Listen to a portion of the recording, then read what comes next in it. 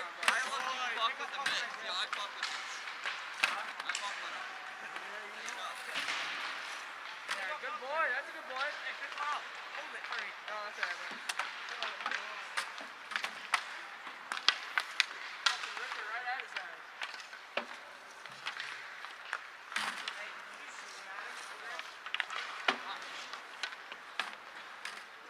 Isaiah, let's just pick him up. Isaiah, you're not him. Just pick him up with your hand. He's got it.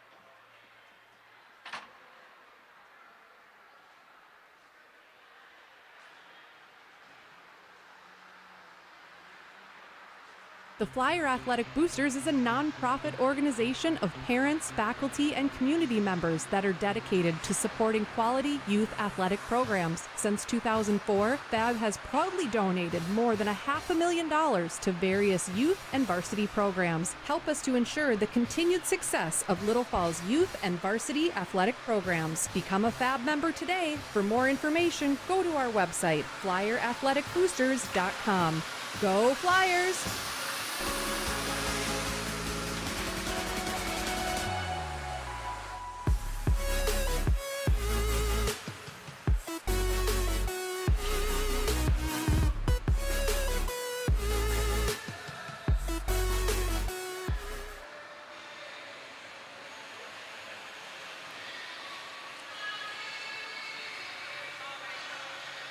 And a very good afternoon, hockey fans, and welcome to the Exchange Arena in Little Falls, where this afternoon it is boys high school hockey, as the Little Falls Flyers with a record of 10-5-2 and ranked 10th in the latest Let's Play Hockey Class A poll, take on the Wildcats of Dodge County with a record of 6-9.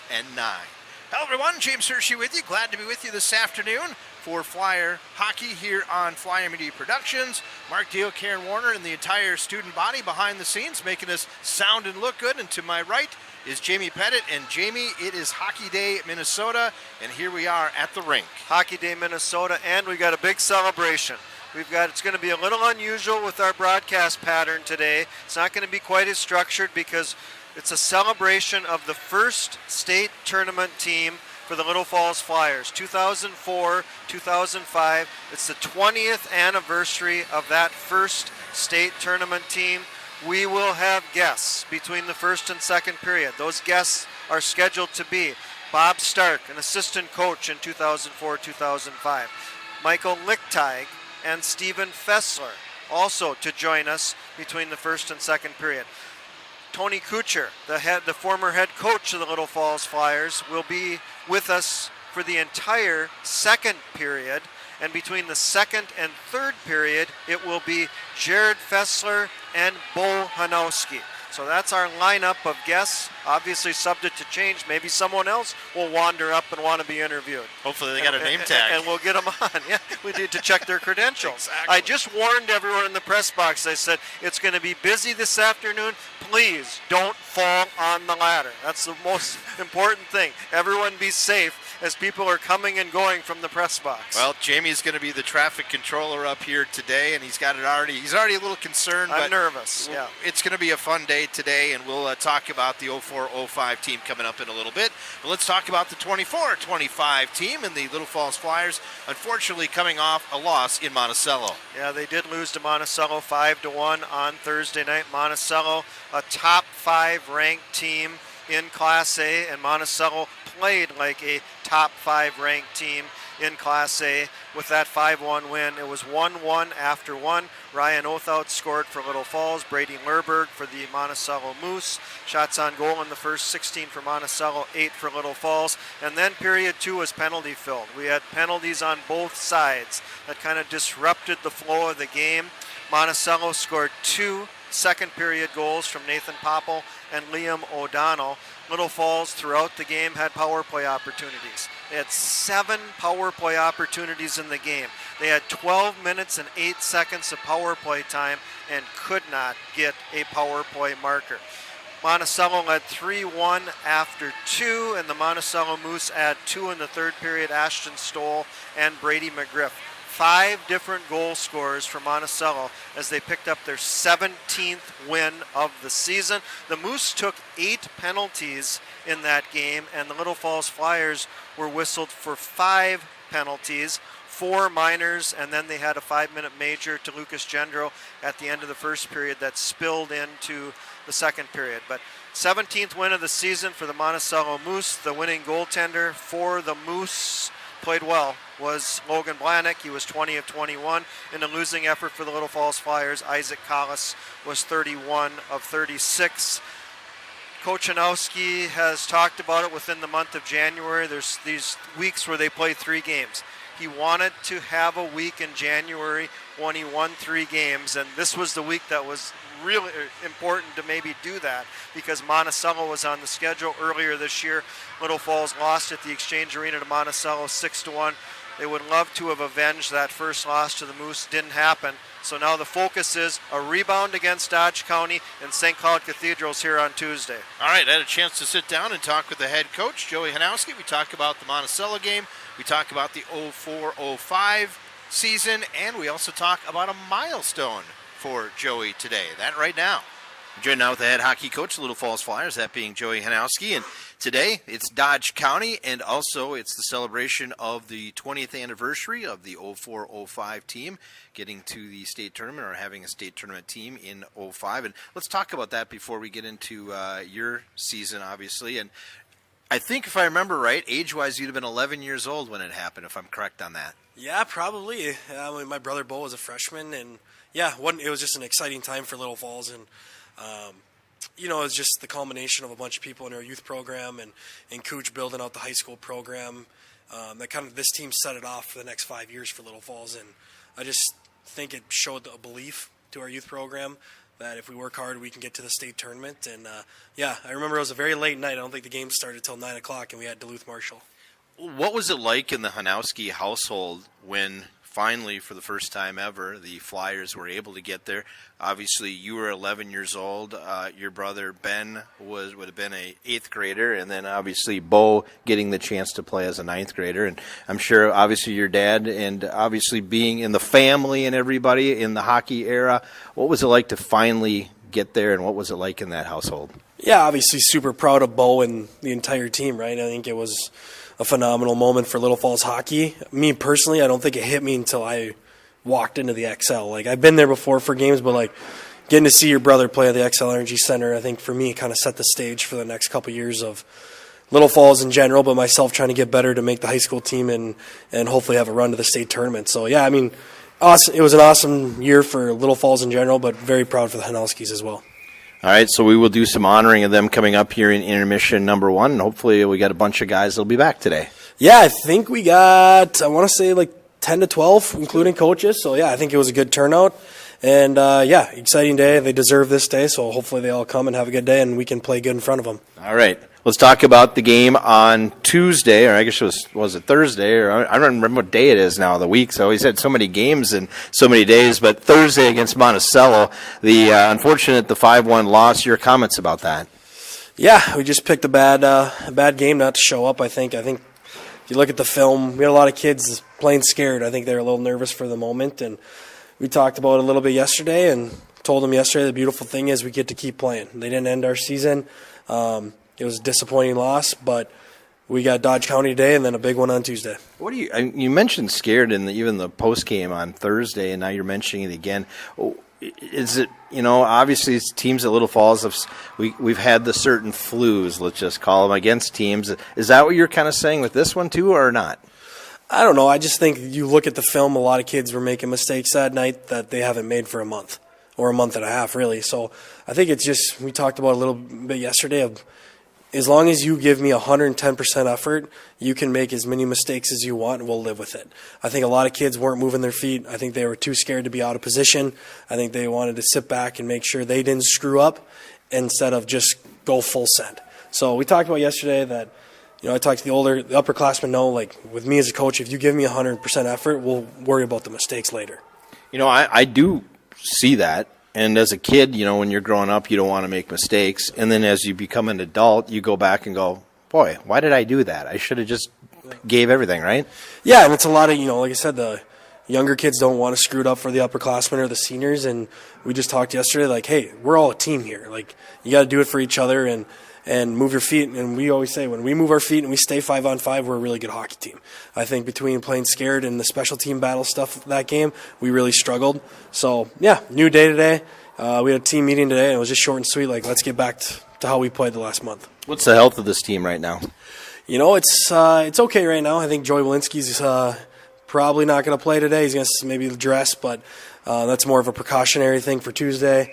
But overall, we're getting healthy. I think a couple weeks ago I looked, there were some of the games where we had 3 kids, on the bench hurt. So we're getting there, and like I said, we're going to shake up the lines a little bit today and see if we can get a new look. All right, Dodge County, your opponent today, and Dodge County, last time we played them, it was at the state tournament in 2021. I'm sure you remember that. Yeah, they had Brody Lamb, and I actually called the game here with you that time that same year they came here. He's a special player and really cool program. The coaches down there have done a great job, and they've built the program that everyone's starting to kind of take notice of down in that area. All right, keys to the game today. Play our style of hockey, fast and physical, special teams, and no fear. All right, and last but not least, it's a milestone today for you. It's game number 100 behind the bench of the Flyers. What does that mean to you? Means I'm getting older, right? It's pretty cool.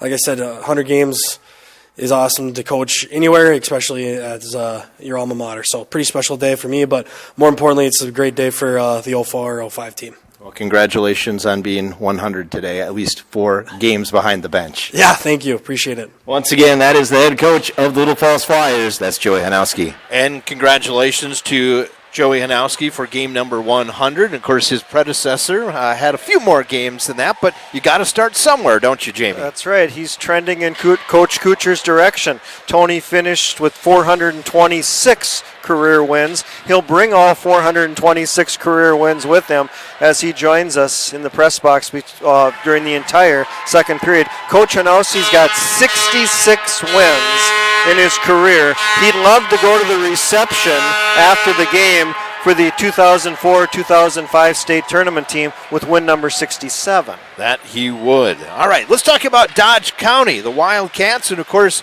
the Flyers. As we talked in that interview, the last time they played them was in 2021 in the semifinals of the Class A state tournament. Unfortunately, it didn't go well for the Flyers in that game. Flyers lost that semifinal game 4-1 to Dodge County, and what made it even worse, because it was the COVID state tournament, is Little Falls didn't get another game. So their season ended with that loss to Dodge County, no third place game that year. And Little Falls also played Dodge County that season during the regular season and lost 3-2 here at the Exchange Arena. That game was referenced by Coach Hanowski. So Dodge County during the 2020-2021 season scored 7 goals, and Brody Lamb was in on all 7 goals. Dodge County Wildcats this year are 6-9. They're coming off a loss last night against the Northern Lakes Lightning, when they lost by a score of 5-1. And let's take a look at the starting netminders for tonight's game. And the Dodge County Wildcats were outshot 43-21. Mason Van Ben Schoten is going to be the starting goaltender. 13 letters in his last name. Van Ben Schoten is the starting netminder. He's 2-3. He's played 283 minutes. Goals against of 4 and a save percentage at 84.6%. He does have 1 shutout. Last night it was Wes Wagner, the losing goaltender to Northern Lakes. Isaac Collis has been introduced as the starting goaltender for the Little Falls Flyers. They're 10-5-2. Collis is 10-4-2 this year. 831 31 minutes, a 2.3 goals against average, save percentage at 93.4%. And Collis in 16 games has had a save percentage at 90% or better 12 times. All right, that's a look at the starting netminders. Time now for our national anthem.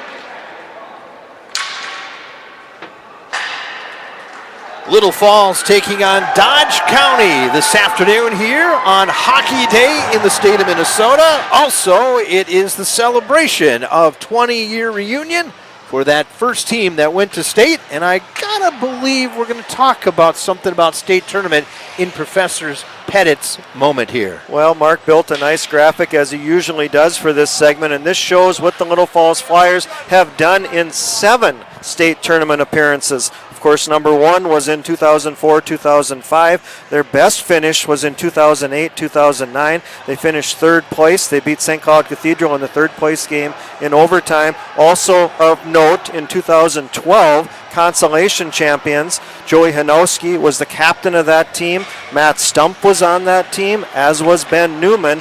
And the most recent appearance for Little Falls was in 2021. They lost to Dodge County in the semifinals. There was no 3rd place game. That was the final game that Tony Coocher coached for the Little Falls Flyers. That's right. The last game that Tony ever coached was against Dodge County.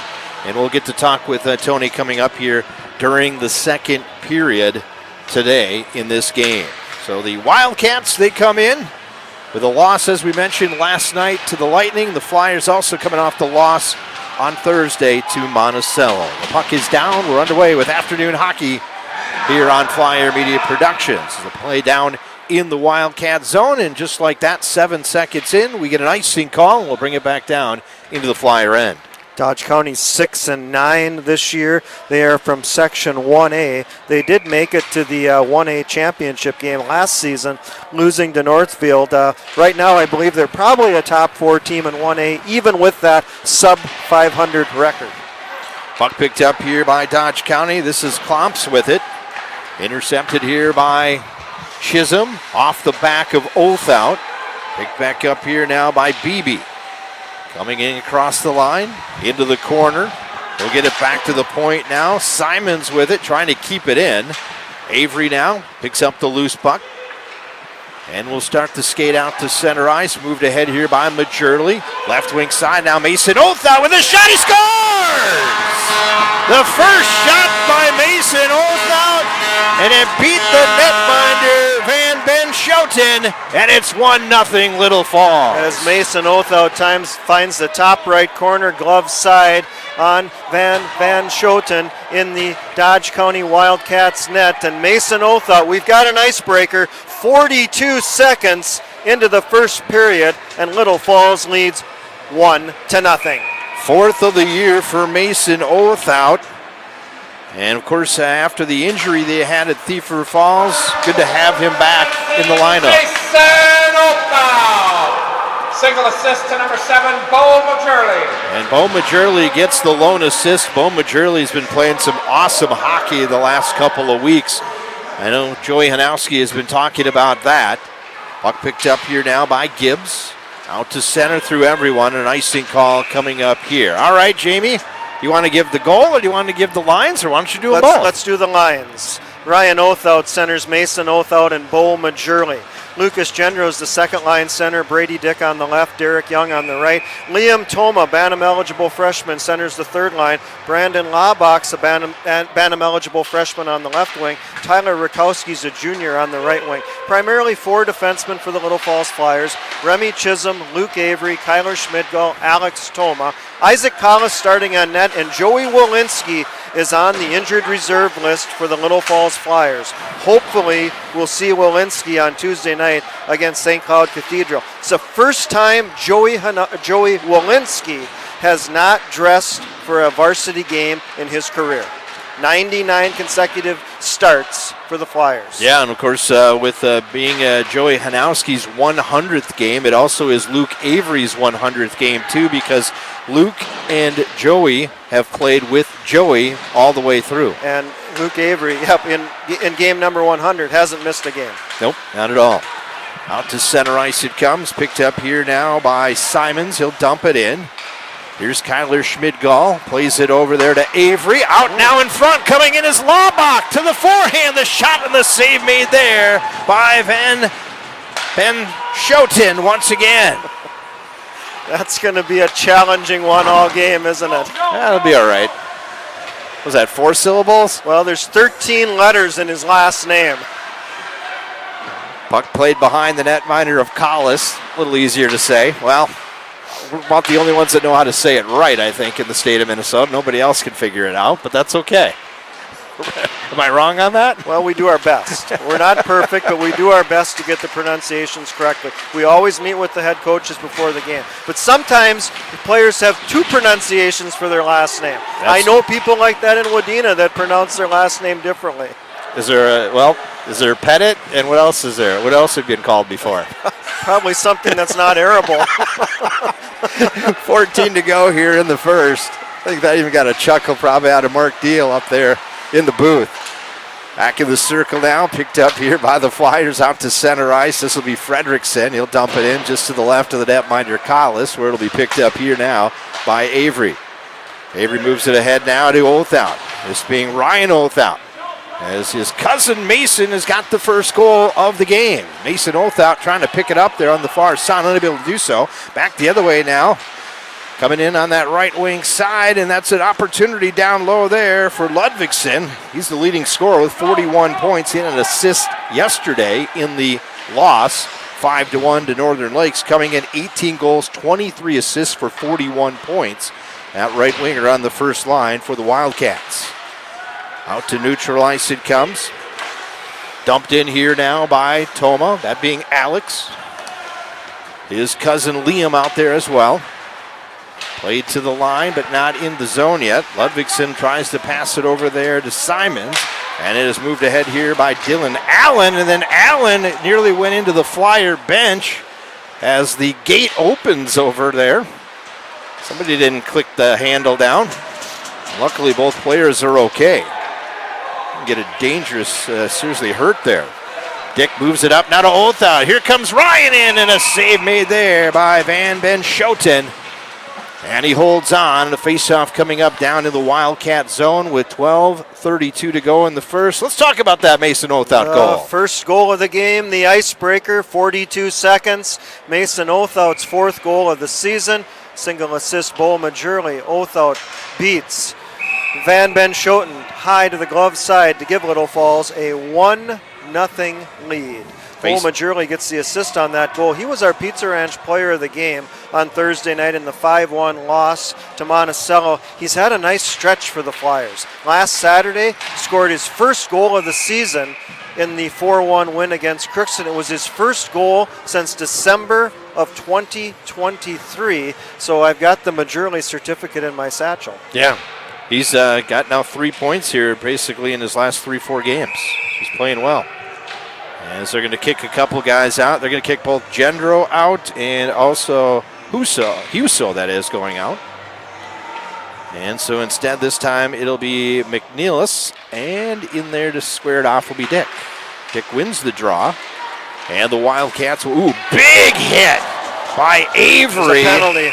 As he laid out Halterman right in front of the Dodge County bench, and ouch.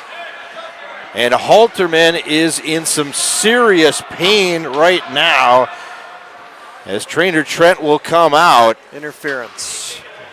Wow, he got belted. Right at the blue line. Time of the penalty, 4:41 of the first period. To Little Falls is Luke Avery. Interference minor, Dodge County to the power play. First time tonight. On first time this afternoon with the man advantage. On Thursday night, Monticello was 2 for 5 with the man advantage. Little Falls was 0 for 7. Well, they're going to have some conversation here with the assistant coach. I'm not sure which one that is, but it's not Bryce Wilcox, but the assistant coach wanted to have an explanation about why only a 2-minute minor on that. But they say it was just interference and didn't look like any head contact, at least from our vantage point here, but that could be a question. But a big hit by Avery, and he's in the box, 2 minutes for interference. 12:19 to go here in the first, and it is 1-0 Little Falls. On the power play, 24.1% are the Wildcats. They are 13 of 54. On the other side, for the Flyers, they are 34 of 45 on the kill. They have 3 shorthanded goals, 75.6%. And one of the guys with the shorthanded goal is being Ryan Olthout. He plays it all the way down. Picked up here by Dylan Allen. Allen behind his own net. Out to center ice now. This is Cook with it. Right wing side. Ludvigsen lost the handle. Schmidgall has it now. Fans on the outlet attempt. Picked back up here by Ludvigsen. And Ludvigsen now back to the high slot to Allen. Right side now. That's Klomps with it. Fires a shot. Save is made. Bouncing puck, and then it'll be gathered in by Collis, and he'll hold on with 11:20 to go here in the first. Still 1:01 to go on the penalty time to Avery. The Flyers lead 1-0. As you have a chance to look at the replay here on Flyer Media Productions, eventually Collis is able to gather it in. Ludvigsen's the leading scorer for the Dodge County Wildcats. He's got 18 goals, 23 assists for 41 points. He was the leading scorer last season as a junior with 29 goals, 48 assists for 77 points, and last season he scored 7 on the power play. Face-off coming in the right circle to the left of that netminder, Collis. As the draw won here by the Wildcats. Still a minute to go on the power play. Shot from the point, knocked down there as Allen took that shot. It was knocked down by Mason Olthout, played out to center ice by the Flyers. In the skates now, Ludvigsen, a potential 3-on-1, and a good job there by Schmidgall to break that up. Klomps now with it, left side. And turned around to the line, out to center ice by Chisholm. Picked back up here by Allen. Down to 30 seconds to go here. On the right wing now coming in, this is Klomps. Oh, he lost the handle. Koshnay now had it, taken away from him by Ryan Olthout. Ryan Olthout trying to move in, and that one played away by Cook. 14 seconds left here on the power play. Koshnay coming across and shot that one just wide. Held in at the right point now by Klomps. That hit traffic because it actually hit Chisholm. Back the other way comes Olthout, a couple seconds left. And having to get onside was Chisholm, he does. And dumping into the corner and coming out of the box will be Avery. 0 for 1 on the power play are the Wildcats. 10 minutes to go here in the opening period, and a 1-0 lead for the Flyers on the Mason Olthout goal, his 4th of the season. Schmidgall passing it up to Mason. Mason quickly over now to Majerle. Comes across the line, back to Mason, and just out of the reach. He was hooked from behind by Klomps. The extra attacker coming on as Collis goes to the bench, shot towards the net, and not even covering up the puck, but then they say it was touched there by the netminder, Van Ben Schoten, and a penalty and a power play coming up for the Flyers. Good unselfish play by Bo Majurley as he delivers the pass to Mason Othout. He was held up as he tried to catch that pass, and it's a hooking minor to Dodge County. 7:16 into the first period. The penalized Wildcat is Klomps. So Dylan Klomps goes to the box. Penalty kill this year for Dodge County, 73.7%, 42 of 57. They do have 5 shorthanded goals this year. On the other side for the power play, 25.5%, 12 of 47. It was up to about 32%, but this past week hasn't been the best. Well, on Thursday night against Monticello, Little Falls was 0 for 7 with 12 minutes and 8 seconds of time on the power play. Here's Avery over now to Chisholm. Shot on net, and that one goes off the netminder, Van Ben Schoten. Back now here to Avery once again. To Othout, Ryan Othout. He'll go to the right circle. Othout centered it across. One-time shot by Chisholm. He scores! And it's 2-0 Little Falls on the power play goal by Remy Chisholm. It's his 4th, make that 5th of the season, 2nd power play goal. Great job by Ryan Othout to deliver that pass to Remy Chisholm as he converts on the power play, something Little Falls could not do on Thursday night as the Flyers had the puck near the blue line. It's Othout skating in and finding Chisholm driving towards the net, and he just pushed that puck past Van Ben Schoten in the Wildcat net to give Little Falls a quick 2-0 lead here in the first period. As I mentioned, the 5th of the season for Remy Chisholm. That is his 17th career goal. And it is a power play goal, 13th power play goal of the season for the Flyers. Flyers scored by number 6, Remy Chisholm. Assist to number 22, Ryan Othout. Time of the goal, 7. Othout gets the lone assist, Chisholm with the goal, and the Flyers have a 2-0 lead. Schmidgall keeps it in. He'll play it down to Tyler Rakowski.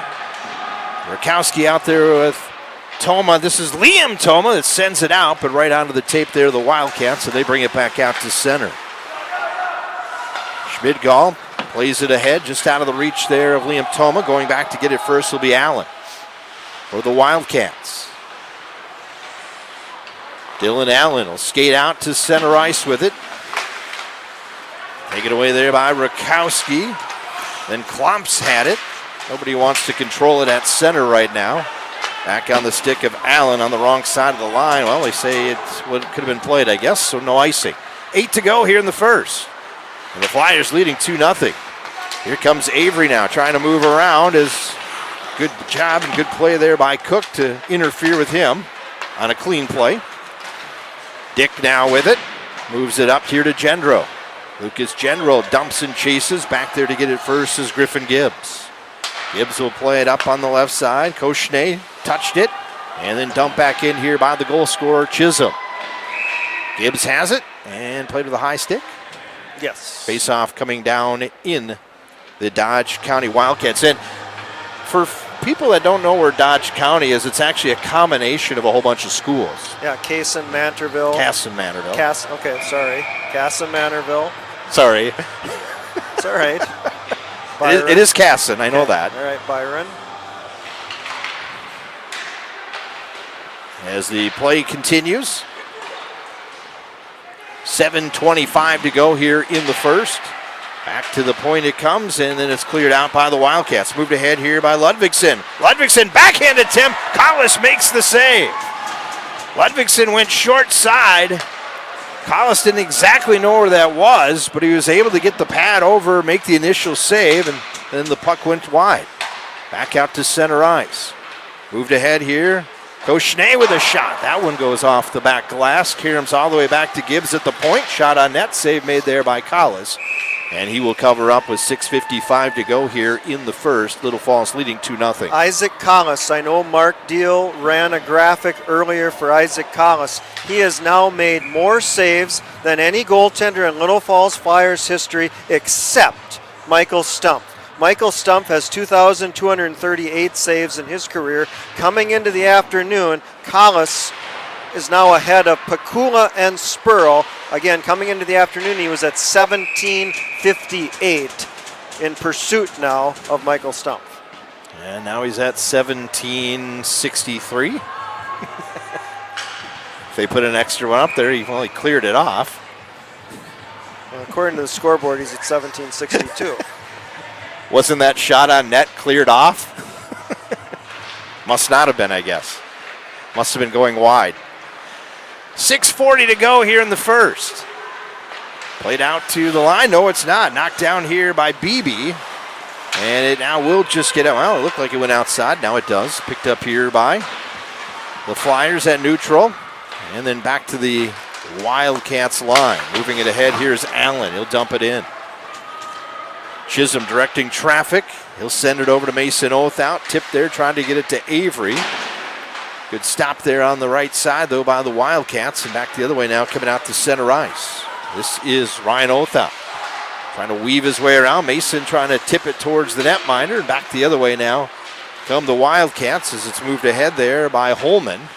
Can't clear it out of the zone. Nice little pass there by Majurley, and just getting a piece of that one off the stick there of Mason Oathout was the netminder, Van Ben Schouten. Boy, that would have been a beauty. That was between the legs. Majurley made that pass. Another pass by Majurley to Avery, and he just shot it wide.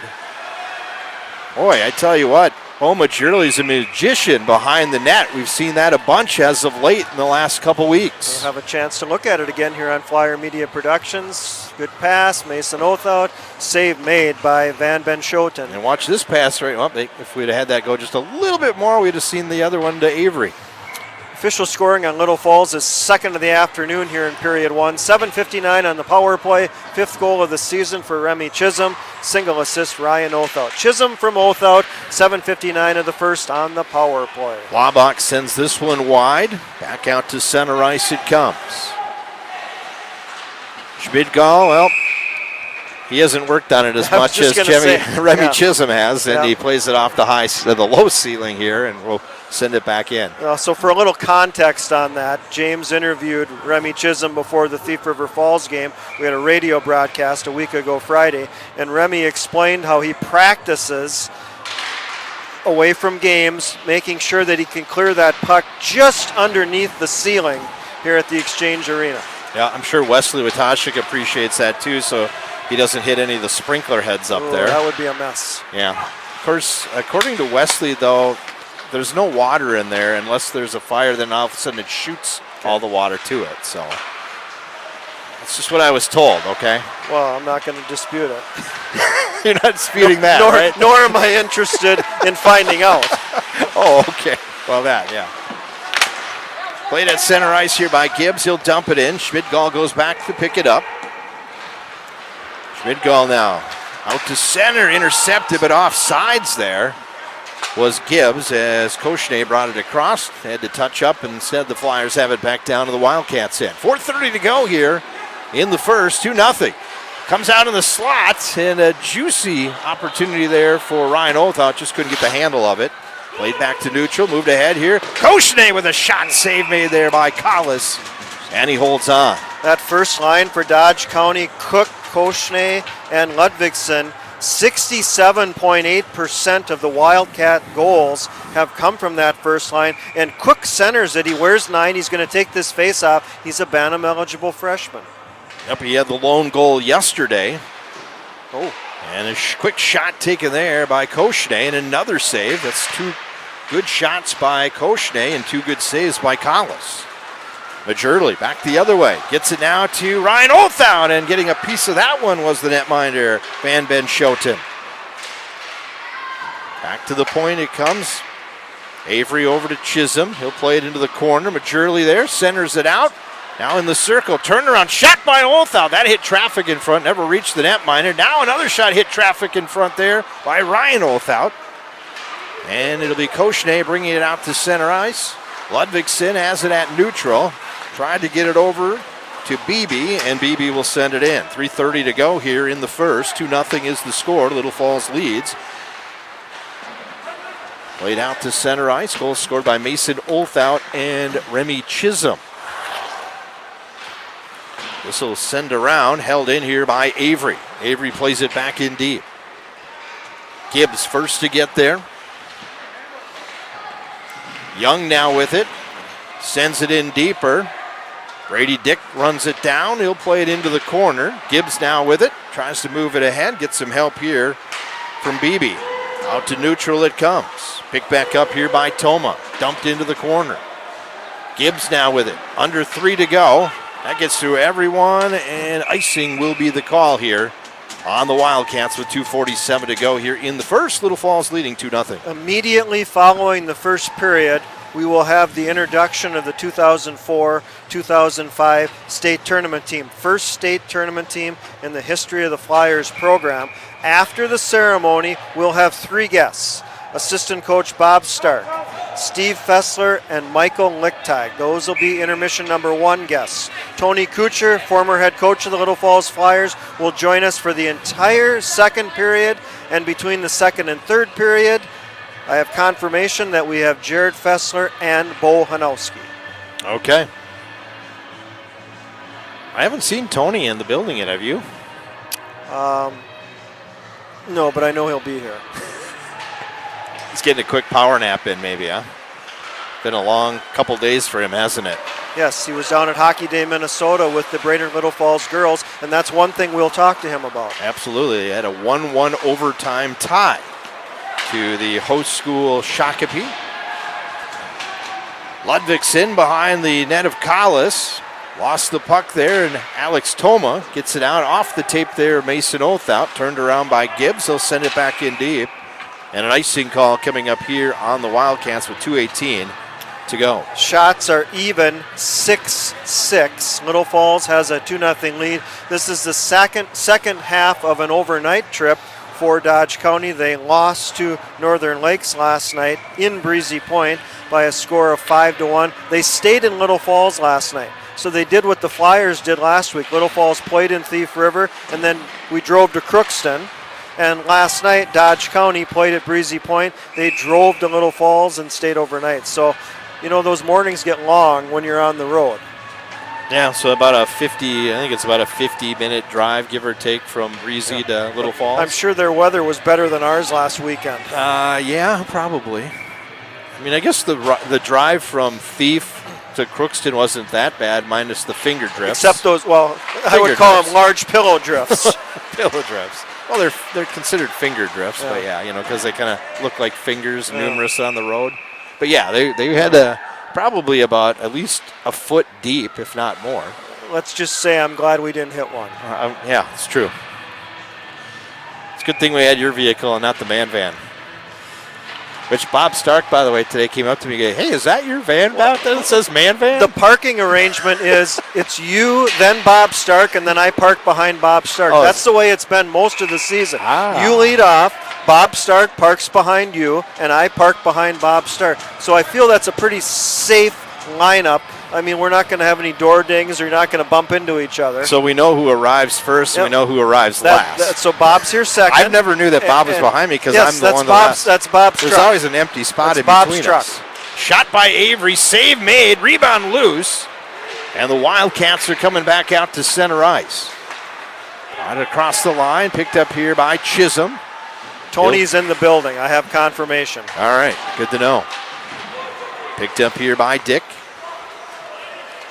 I think he went up for a taco, which we need to talk about that, yes, big shout. We can do it right now. Big shout out to all of the parents of the boys hockey team for once again putting on a great spread for the Flyer Media production crew. Yes, I told Tony last night when I talked to him, I said, when you get to the rink, I said, the parents graciously are going to have a nice lunch for Flyer Media Productions, and I said, go up and help yourself. So I invited him. It's become an annual tradition, and we appreciate that for the parents. It was great. I had 2 chicken tacos, a large serving of Doritos, and then the infamous Gwen Walensky Rice Krispie treats. Yeah. How many are in your pocket? I did not take any spares. You didn't? I felt guilty. Yeah. I did take some extra cookies, though. Maybe she'll have an extra baggie for extra ones for us later tonight. You never know. Down to a minute to go here. And the first period, 2-0 lead. Dumped in here by Majurley. In the corner was Ryan Oathout along with Mason. And back the other way to center ice come the Wildcats and Klops. Alex Toma gets there first.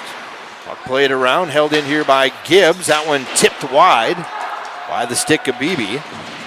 Out to center ice, here's Majorly. Majorly drops it back down to Ryan Otha. Tried to get it back there to Majorly, but he was tied up there by Gibbs. This will get through everyone, and probably an icing. No, great run down there by Ludvigsen. He passed it out in front, but nobody home. 14 seconds left. Here comes Ryan Otha. Ludvigsen coming back on the back check. Shot taken there. That one whistled wide. Final few seconds here of the period. And the Flyers are going to go into the locker room with a 2-0 lead. Boy, Ryan Otha was all over the ice in the first period of play. We already had our first accident. Jackson dropped the iPad. Oh, See, that's what I'm worried about. Well, at least he didn't drop it on the ice, because that would have been a mess. That's right. Senior manager Jackson Dreyer nearly cost the school some dollars. I've been warning about accidents up in the press box. It's gonna get busy. Everyone's okay. We are good. It's 2-0 Little Falls after one.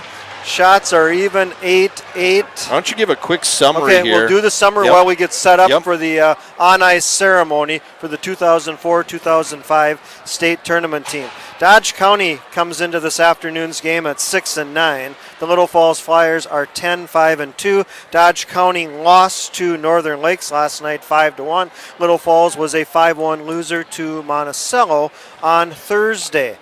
Opening goal of the first period, the icebreaker, 42 seconds in, fourth goal of the season for Mason Othout. Single assist, Bo Majorly, as the Flyers get it up through the neutral zone.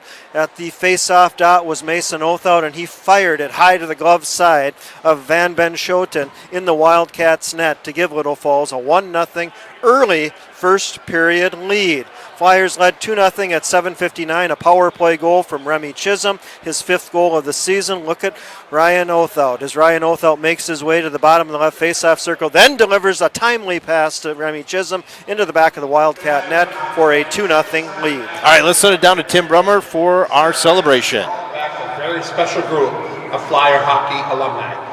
The 2024-25 season marks the 20-year anniversary of the 2004-2005 Flyer hockey team becoming the first team in Little Falls history to make it to the state high school hockey tournament. This team was a catalyst of a 5-year run of Little Falls hockey making the state tournament. The 04-05 team had a 21-10 overall record and 11-0 in Section 4A play. The Flyers beat Prairie Center in the section semifinals 7-4, and then went on to defeat Wadena Deer Creek in the Section 4A final 4-1. The Flyers had a tough draw to state quarterfinals and were beaten by Duluth Marshall. But the next day, the Flyers bounced back, beating Shakopee in the consolation semifinal 4-3, placing sixth in the state tournament, losing to Albert Lee in the consolation finals. The team was led by senior captain Stephen Fessler, who had 74 points, and fellow senior captain Michael Lichtai with 70 points. Coach Hanowski comments on the 04-05 team. The 04-05 team brought relief to the Little Falls hockey program. With a lot of hard-working coaches and volunteers throughout the entire program that kept pushing our program to new heights. But it was this team that showed all of us kids throughout the program our dream of playing at the X could be achieved. This group started the 7 state tournament appearances for our proud program and the illustration and coaching of Tony Coocher. At this time, we will introduce the 04-05 team. Junior defenseman number 2, Jim Pender. Sophomore defenseman number 4, Justin Petrowski. Sophomore defenseman number 5, Dan Stoisinger. Senior defenseman number 6, Adam Bozer. Junior defenseman number 7, Butch Rocco. Senior forward number 9, Stephen Fessler. Junior forward number 10, Zach Beatty. Freshman forward number 11, Jared Fessler. Senior forward number 13, Kyle Barnes. Freshman forward number 14, Joey Hanowski. Junior forward number 15, Robin McGillis.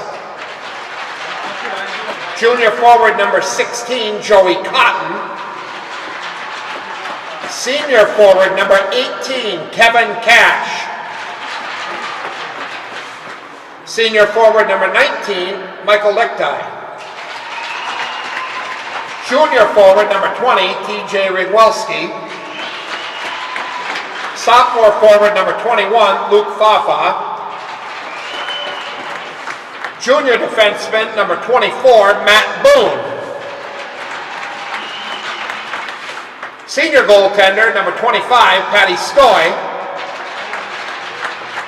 Sophomore forward number 26, Lucas Jorgensen.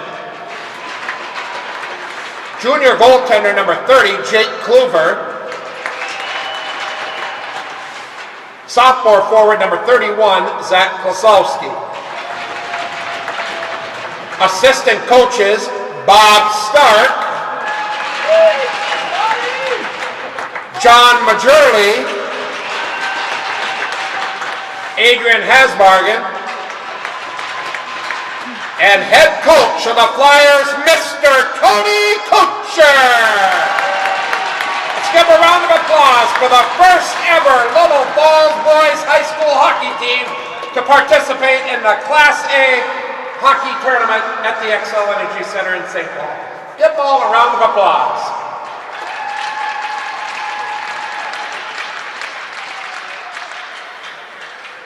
And a great job done by Tim Brummer, the PA announcer. And of course, a bunch of the guys are here.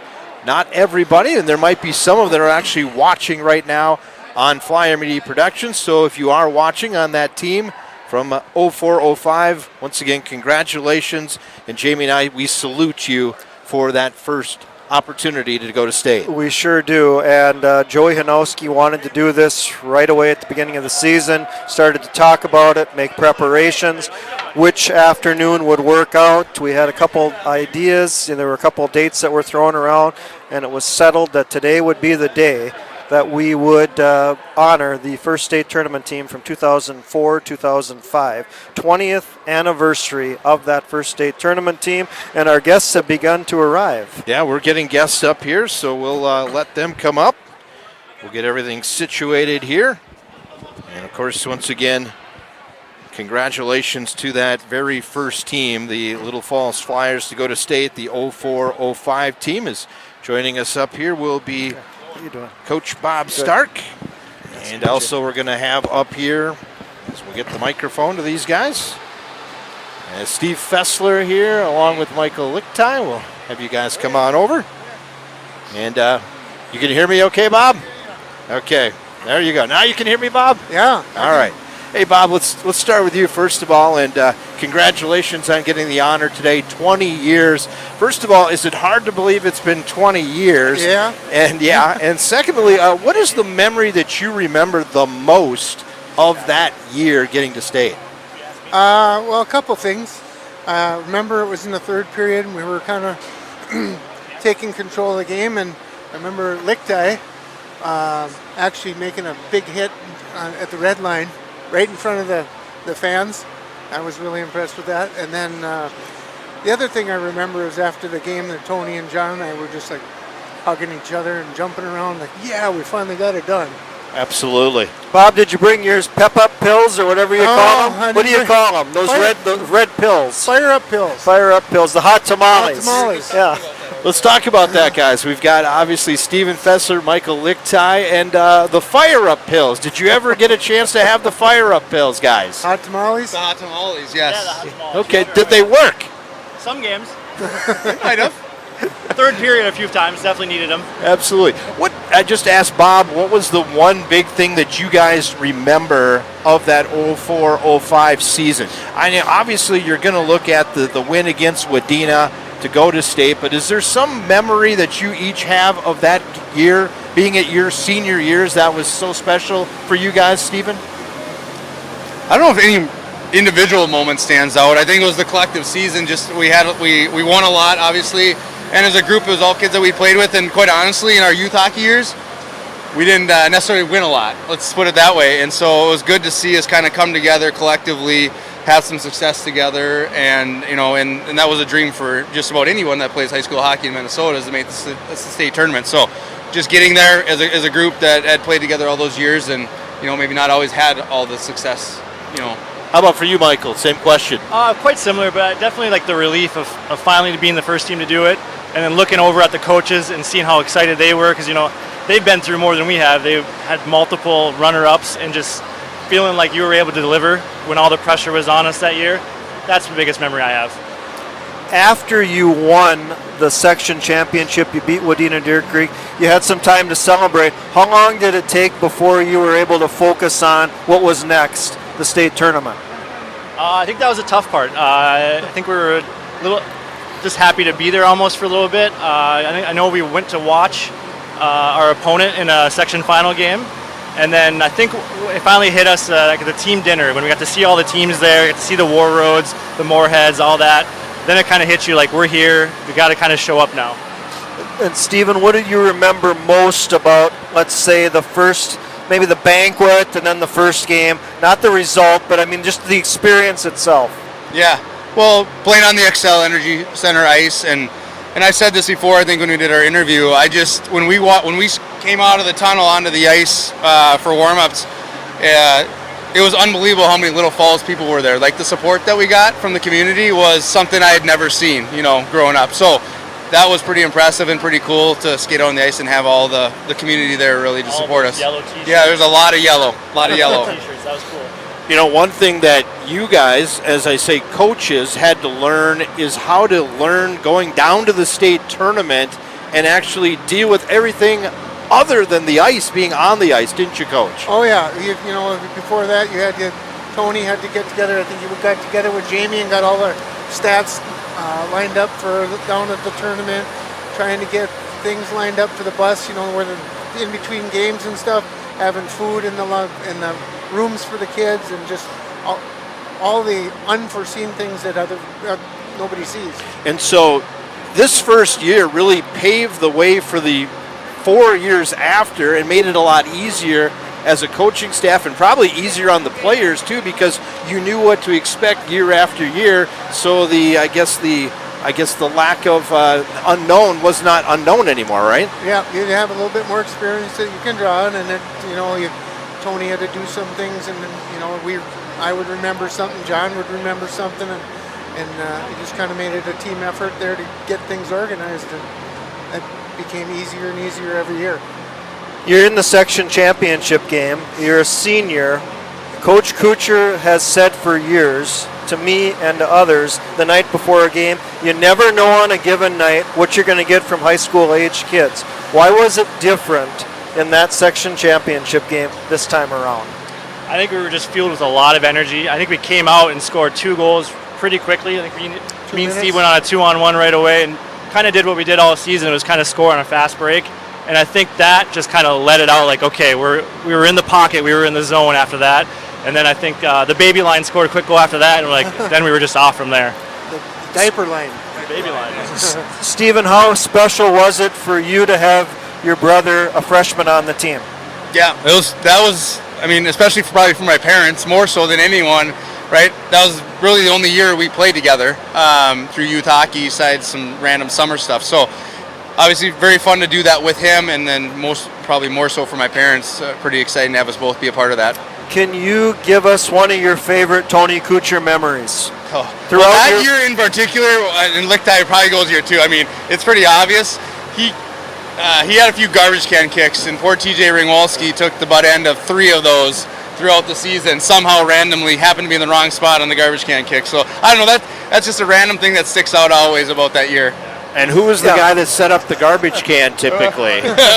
Stark might have gotten an assist on a couple of those. He was in there early prepping where it should be, and then for the good boot. So did you have a certain plan or a certain garbage can you had to have, or did it matter what garbage can it was? It didn't have to be a garbage can. Sometimes we used to have this big blue water, like a big tub we'd haul the water bottles in. And Sometimes that was it. Sometimes it was a single water bottle. But I'm telling you, 3 out of 4 times that year, TJ Hanowski was the target. Most of the time it happened at an away rink, actually not here. I remember 2 of them for sure were at a away rink that year. So is there a bill from the other school districts yet maybe that hasn't been paid off? Not sure if you saw an invoice for that or not. Oh boy. Hey, let's ask each one of you what you guys are currently doing right now. I know you guys had an opportunity to tell us on Flyer Media Productions last year, but tell us what each one of you are currently doing, families, all that kind of stuff. We'll start with you, Steven. Sure. I live down in the Orono area. I'm married, have Got the 3 Orono kids. hat. Yeah, got the Orono hockey. 3 kids, 2 boys and a girl. 2 boys play hockey. The daughter plays gymnastics. So I keep very, very busy. We're year-round with all of it, and then I work in financial services as well down there. So very cool. And I know you were doing some bandy at one time. Are you still doing the bandy, or are you done with that now? No, actually, yeah. We have a tournament here in 2 months I'm preparing for to go in Lidköping, Sweden here. So we'll play against Sweden, Finland, Norway, Kazakhstan, and Hungary are the teams that we'll be playing. So besides that, what else are you up to now since you've left Little Falls? Sure. I currently run business in the aviation industry, helping source parts for international airlines at the moment. Awesome. And Bob, you're still teaching, right? Still teaching 7th grade, life science and STEM class, and then running the clock at the arena. I can't stay away from the rink. And speaking of that clock, we're going to have to probably get you down there soon, aren't we? Yeah. Bob, you're a part-time omelet specialist too. Oh yeah. Oh boy. Hey guys, we really appreciate you coming up here and hanging out with us for a few minutes, and we're excited to have the reception coming up too. All you guys get together for one more time and celebrate 20 years. Congratulations. Thanks for having us. You guys run a really good production. It's fun to watch. We do appreciate it, and thanks so much, guys, and congratulations for being the very first team to send the Flyers to state. And since then, we've had 6 more after that, and you guys are the ones that started that, so congratulations. Thank you. Thanks for having us. Once again, that's Bob Stark, that is Steve Fessler, and that is Michael Lichtai. Of course, that's the coach and the 2 seniors of that 04-05 team. And Bobby, thanks a lot. Now you can go do the clock, all right? Get on there. So we will switch up here in just a moment as head coach Tony Coocher should be joining us very shortly. And boy, we could ask so many questions. We just don't have a lot of time to do so. I thought that went well, but of course you're really good when it comes to those types of interviews, and you ask some really good questions.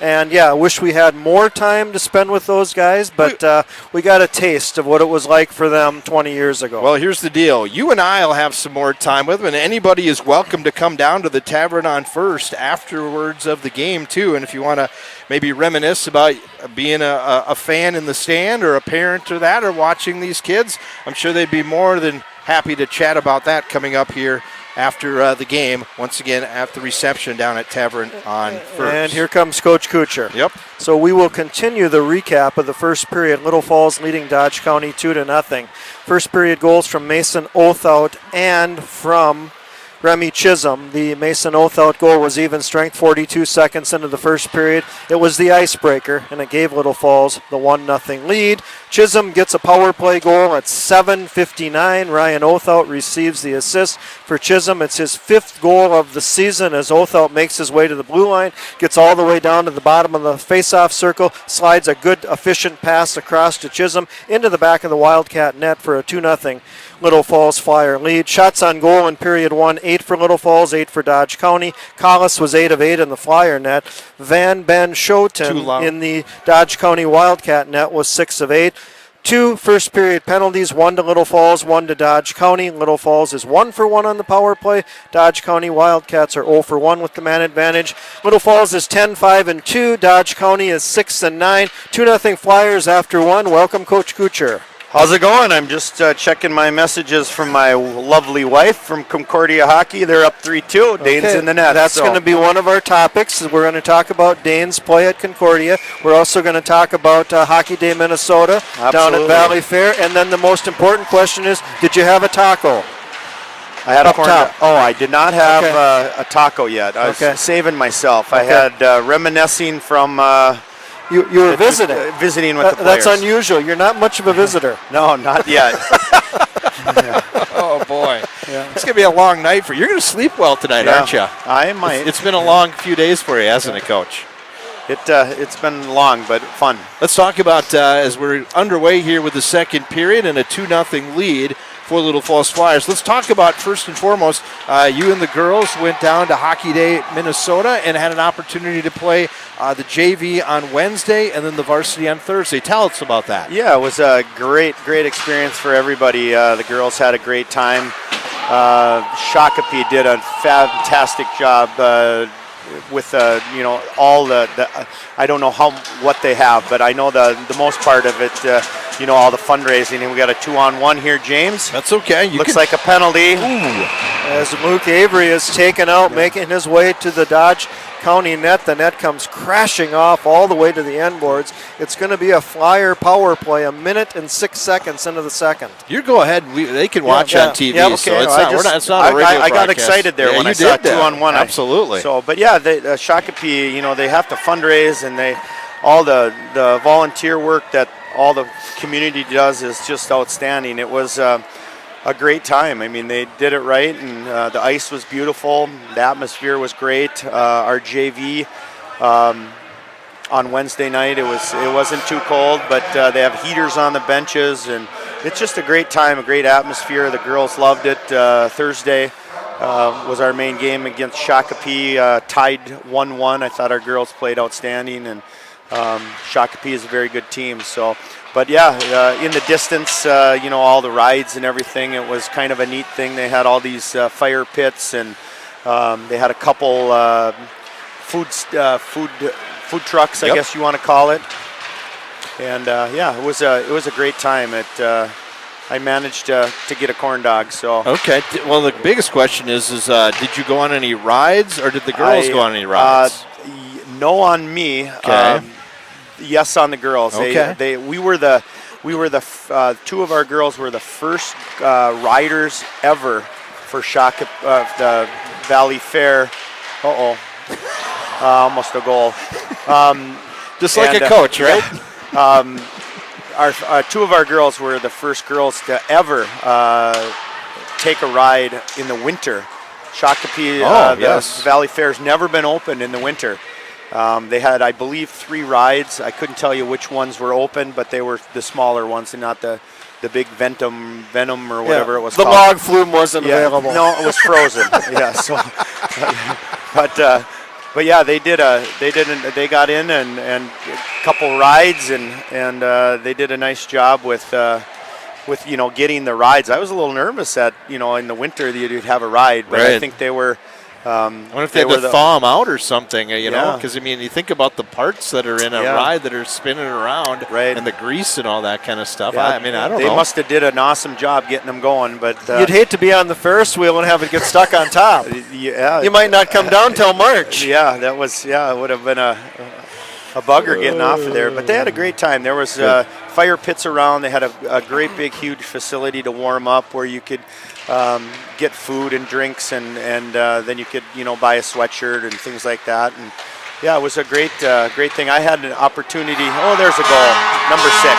Remy Chisholm scores. Yeah. It's a power play goal, and it's 3-0 Little Falls. And Chisholm took the shot from the top of the slot. 2:29 into the second period. Another power play goal for the Little Falls Flyers. Ryan Othout delivered the pass to Chisholm just like he did back in period 1, and the Flyers have opened up a 3-0 lead. Second of the game for Chisholm, 6th of the season. I was going to say here, we've had 2-0 lead. We've had Avery in the net twice, so he gets 2 points. Yes. And now we get the goal here, and it is now a 3-0 lead as that goal once again scored by Remy Chisholm, another power play goal. Yeah, that was a great shot, getting it on net, keeping it low, and looked like right through the 5-hole. And what a good opportunity to score another goal. And last time we had this conversation with Dodge County, we weren't talking about a 3-0 lead. I wasn't going to bring that up, but you brought it up. We were talking offsides. We were talking pitchfork in the net on Robbie Helgeson, and yeah, it was a not a good night at the XL Center for the Flyers. So that game still haunts you a little bit. Unfortunately, it was your final game of your career, too. Yeah, Brody Lamb lit her up. What a great kid playing with the Gophers right now, and had a chance to talk to him a couple times during when they came up here, and then at the state tournament. I knew he was going to be a good player. So absolutely. Let's finish up with the Hockey Day Minnesota. It seemed like overall a great experience for the girls. Yeah, we had just a great time down there. They had like a trailer was heated for the girls. I mean, it was great. The ice, it gets cold, so it gets a little chippy, but not too bad. It was a great ice to play on.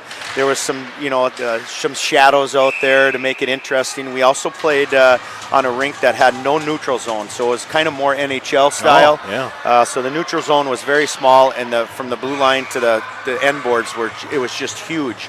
So I was a little bit getting used to that, but.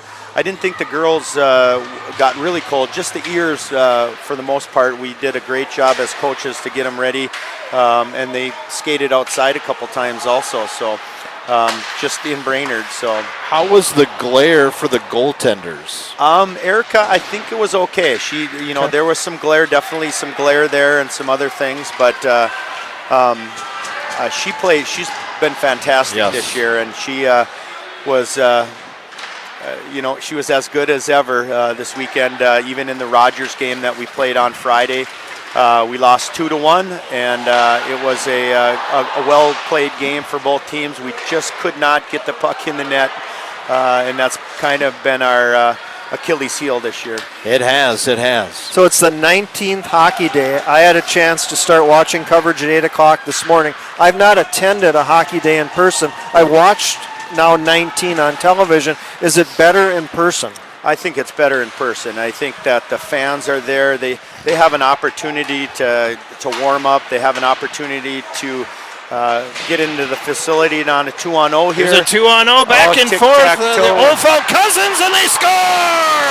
That is Ryan Olthout getting it through the wickets of the netminder Van Ben Schoten, and it's 4-0 Little Falls. Both Ryan Olthout and Mason Olthout were there, but it was Ryan Olthout that finished it off to put it into the Wildcat net as Mason Olthout to Ryan Olthout kind of fumbled it, got it back, and then eventually passed Van Ben Schoten, and Little Falls has a 4-0 lead. 4:52 into the second period. Ryan Olthout's on fire this afternoon, a goal and 2 assists. Yeah, and Ryan Olthout coming in at 80 points in his career. He's tackled 3 more now, puts him at 83, and could potentially be the 27th member in the 100-point club if he continues this streak. And of course, you coached a lot of those 100-point club guys, didn't you? Yeah, he seems to have a knack for around the net, and that's what all those guys that were on the board at 100 points or more all had that knack of scoring. So it's good to see him. He's got a good frame on him. He's got a good shot. I was reminiscing with Carter Olthout about a half hour ago back by the Zamboni room, and there was a time that I was on the ice, and I cannot remember how old the Olthauts were at that time, but I told both of them, if you're going to be a goal scorer, you need to learn how to shoot, because right now a lot of powder puffs that I see don't shoot hard enough. And I was wrong, or maybe I was right at the time. Wrong to maybe tell them that at that time. They probably didn't like that, but they certainly can shoot now, and it's proven both of them have been good goal scorers. Absolutely. All right, we're here today because we're celebrating the first state tournament team ever 20 years ago, and I know Jamie's got a bunch of questions to ask you, Coach. So well, this is a familiar. If you look at Flyer Media Productions, this was in your locker room, if I remember correctly. Yeah, that's in the locker room, and I do have the big one that's a little bigger than the one in the locker room in my garage. So, what a great team, and what a great time that was in Little Falls hockey, just to get on the board and get that first state tournament appearance. And we tried. I don't know, Jamie could probably tell us, but we tried to get to the state tournament. Prior to that, we were getting beat by Fergus Falls most of the time, either in the semifinals or in the finals. And it just is one of those things that happened, and we were so excited at the time. And there's a YouTube video that I think Michael Lichtai put together of that game and then our state tournament that I was telling some of the kids that the players, ex-players that were back, I still watch that about once a month. It just kind of brings chills to the system. So, but yeah, it was a great time in Little Falls, and we went on quite a run, and that was just the start of it. But a lot of great players, a lot of, you look at them now and they're successful business people, and they've done quite well for themselves. So not only did we have good hockey players, but we had good people, and people that now some of the players probably they stayed out on the ice, which was great job, Joey Hanowski, but some of the players that are playing right now in this game probably don't know a lot of the players that kind of in the tradition that we had and or didn't have at the time until we got to that state tournament. Obviously you came from International Falls, a huge, rich hockey community, and you really created the culture here. I know that obviously started off with John Wagner, John Majorly, but then you stepped in and really were the catapult to change the culture here in Little Falls. Well, I think one of the things that we did, Bob Stark, John Majorly, all the people, Buck Lindbergh, I see he still comes to the game. We were all hockey people, and we had great coaches in our time. Bob in Superior, John in Grand Rapids, Buck Lindbergh in Virginia. Adrian Hasbargen was a Warroad guy, so he had, I believe, his dad probably and some of the people. But just to show interest in hockey and get him new jerseys and get him new, matching. There's a goal. Mason Oath out, and it's 5-0. Go ahead, Coach, continue. I'll let Jamie finish up his little tune here. 7:17 of the second period. Little Falls has a 5-0 lead. Mason Othell gets his second of the game, fifth of the season. Little Falls from a face-off win. It didn't take long. Bo Majorly backhand. Mason Othell settles and then is able to elevate the puck into the Wildcat net for a 5-0 Little Falls lead. You mentioned John Majorly, and that is the youngest second, of the second assist of the game. Yep, I think. second one, and I think he assisted been playing, on the first one. He's been playing great the last couple of weeks. But absolutely, going back to the culture, though, really, as you mentioned, you had a bunch of guys that really believed and started to change the tradition here. This, obviously, we've talked about this before. This has always been a great basketball town. Yep. It's been a great baseball town, but hockey really wasn't that big of a thing right away. Well, I think we just put a lot of effort into a lot of small things, locker rooms, and we got lockers in locker room number 4, which was a fundraiser at the fair for chicken wings, and just new jerseys, new gloves, and new helmets. We went to the purple helmets. When I first came here, they were white. That was a big thing. You were always proud of the purple helmets. Yeah, that was the first time I ever, when Bauer decided that they could make them, we got them right away. So it was just a thing that, just those type of things, taking interest in their academics. I was always calling the teachers, make sure that they were doing good in school, representing our hockey program. We also had curfews. I was, back then, no cell phones when we first started, so I was calling every night, and if they weren't there, then they sat. So, just those little things that I don't know, that kids knew that we mean business, but we had fun also. We Bob Stark and John Majorly are fun guys, and we had fun. It wasn't always serious, and we certainly took our licks for the longest time. So we muscled through those times, and it got us to be better coaches, and then again, parents support, and then our support of our youth coaches. I mean, Joe Hanowski, and I mean, there is so many coaches out there that have done such a great job, all the way from ice mites and mites all the way up to our Bantam coaches. So, well, all the hard work validated itself in 2005 when you got your first trip to the state tournament. Yeah, it was a special moment. I mean, there's been lots of things that I remember. A first going to the state tournament. I remember when we had the Let's Play Hockey rankings, and I remember the first time we were ranked number 20th, and it was just like, are you kidding me? This is us on here, you know. So it was certainly, there was a lot of firsts, but that was the biggest first that we had in our at our time. I mean, I remember our first CLC win. I remember when we beat when we beat certain teams that we couldn't even get out of their end 5 years before that. So and then, you know, people just started looking at us and agreed to play us. And I still remember when we beat Fergus Falls for the first time. I took a picture. We were in Fergus Falls, and I took a picture. I think it was 3-1. I think Aaron Jorgensen was playing. Was that with a Polaroid? It might have been a one-step Polaroid, one-step. So, yeah. So there was just a lot of firsts, and we got a 2-on-0, 3-on-0 right here. Yeah, this is Young with it. He shoots, and the save made there. As the netminder Van Ben Schouten makes the save. He's got his stick, he's lost his stick. It's to the right. And a 5-0 lead here, down to 7 minutes to go, as we're talking with former head coach Tony Coocher. Of course, 28 years at the helm and 426 wins. And of course, he's also brought the state tournament appearances 7 times too. Awesome. That's just some great numbers. Tony, was it simpler to coach 20 years ago than it would be to coach today?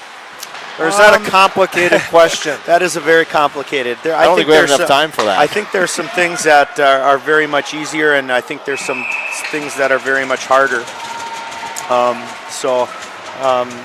I think hockey is hockey, and I think it has changed a little bit with the introduction of, the sticks and the equipment and the skates and the goalie equipment and things like that have evolved over the years. But when you like I'm coaching with the girls in Brainerd, the stuff that we're teaching were things that we were teaching way back in the 90s also.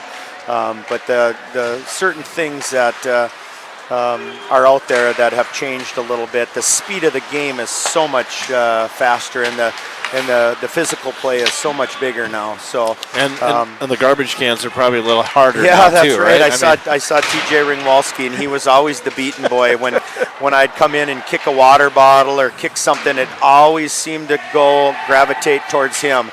And just had some funny stories, when I would boot, and again, don't get me wrong, it was a lot of show too. So, but just to kind of get them fired up, and I'd kick a little water bottles here and there, and it just seemed to, they always went towards TJ for some reason.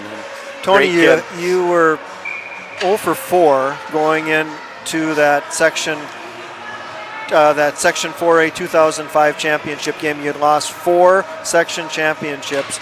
You finally get your first section championship. You're going to go to the state tournament. Initially, what was your reaction? Right. Well, during the game, I mean, it was it didn't come to light until when it happened, because there were so many times that we were so close, and even the year before you lost 2-1 in the last minute of the game. So there was a lot of things, but I was more proud, I guess, of what John and what Bob and what Adrian, what we had accomplished, and what the kids, obviously. But I was really happy for our coaching staff and for our community, and it was just a great bunch of kids to coach. Stephen and Michael Lichtai were our better players. Bo Hanowski on that line, and it was just a good thing that they were the first to get it done. And but that it was really a lot of work right after that of the preparation for the I remember talking to Brent Berger, who was at the time, I believe he was the Cathedral coach or right around that. He had gone the year before, and I had called him, and I wrote a big huge a list of things that he gave me, and I'm glad that I talked to him, because he really made it a lot easier when we got down to the state tournament. But it was all fun and dandy until you got on the ice, and all of a sudden, my God, we're here, and are we ready? And boy, we got a licking that night. But I was very proud. The 7 times that we were to the state tournament, there was only 1 time that we didn't win a game. So I don't know our record in the state tournament, but I know that We called it 2 and barbecued. We lost 1 year, and I think that was maybe The 06-07 year. That was my first year. That might have been our better team with the high potent line that we had. Yep. But I was very proud of that. Also, that we got down there and won some games and got third place and got the consolation twice and won some games. So, but. People don't realize it is hockey. Like even the last time that we went with the COVID, there were so many distractions, and we had to get dressed in the locker room, and or not in the locker room, the hotel room, and lucky had a close hotel. Yeah, that's right. The Hampton, right down the road. And we couldn't play.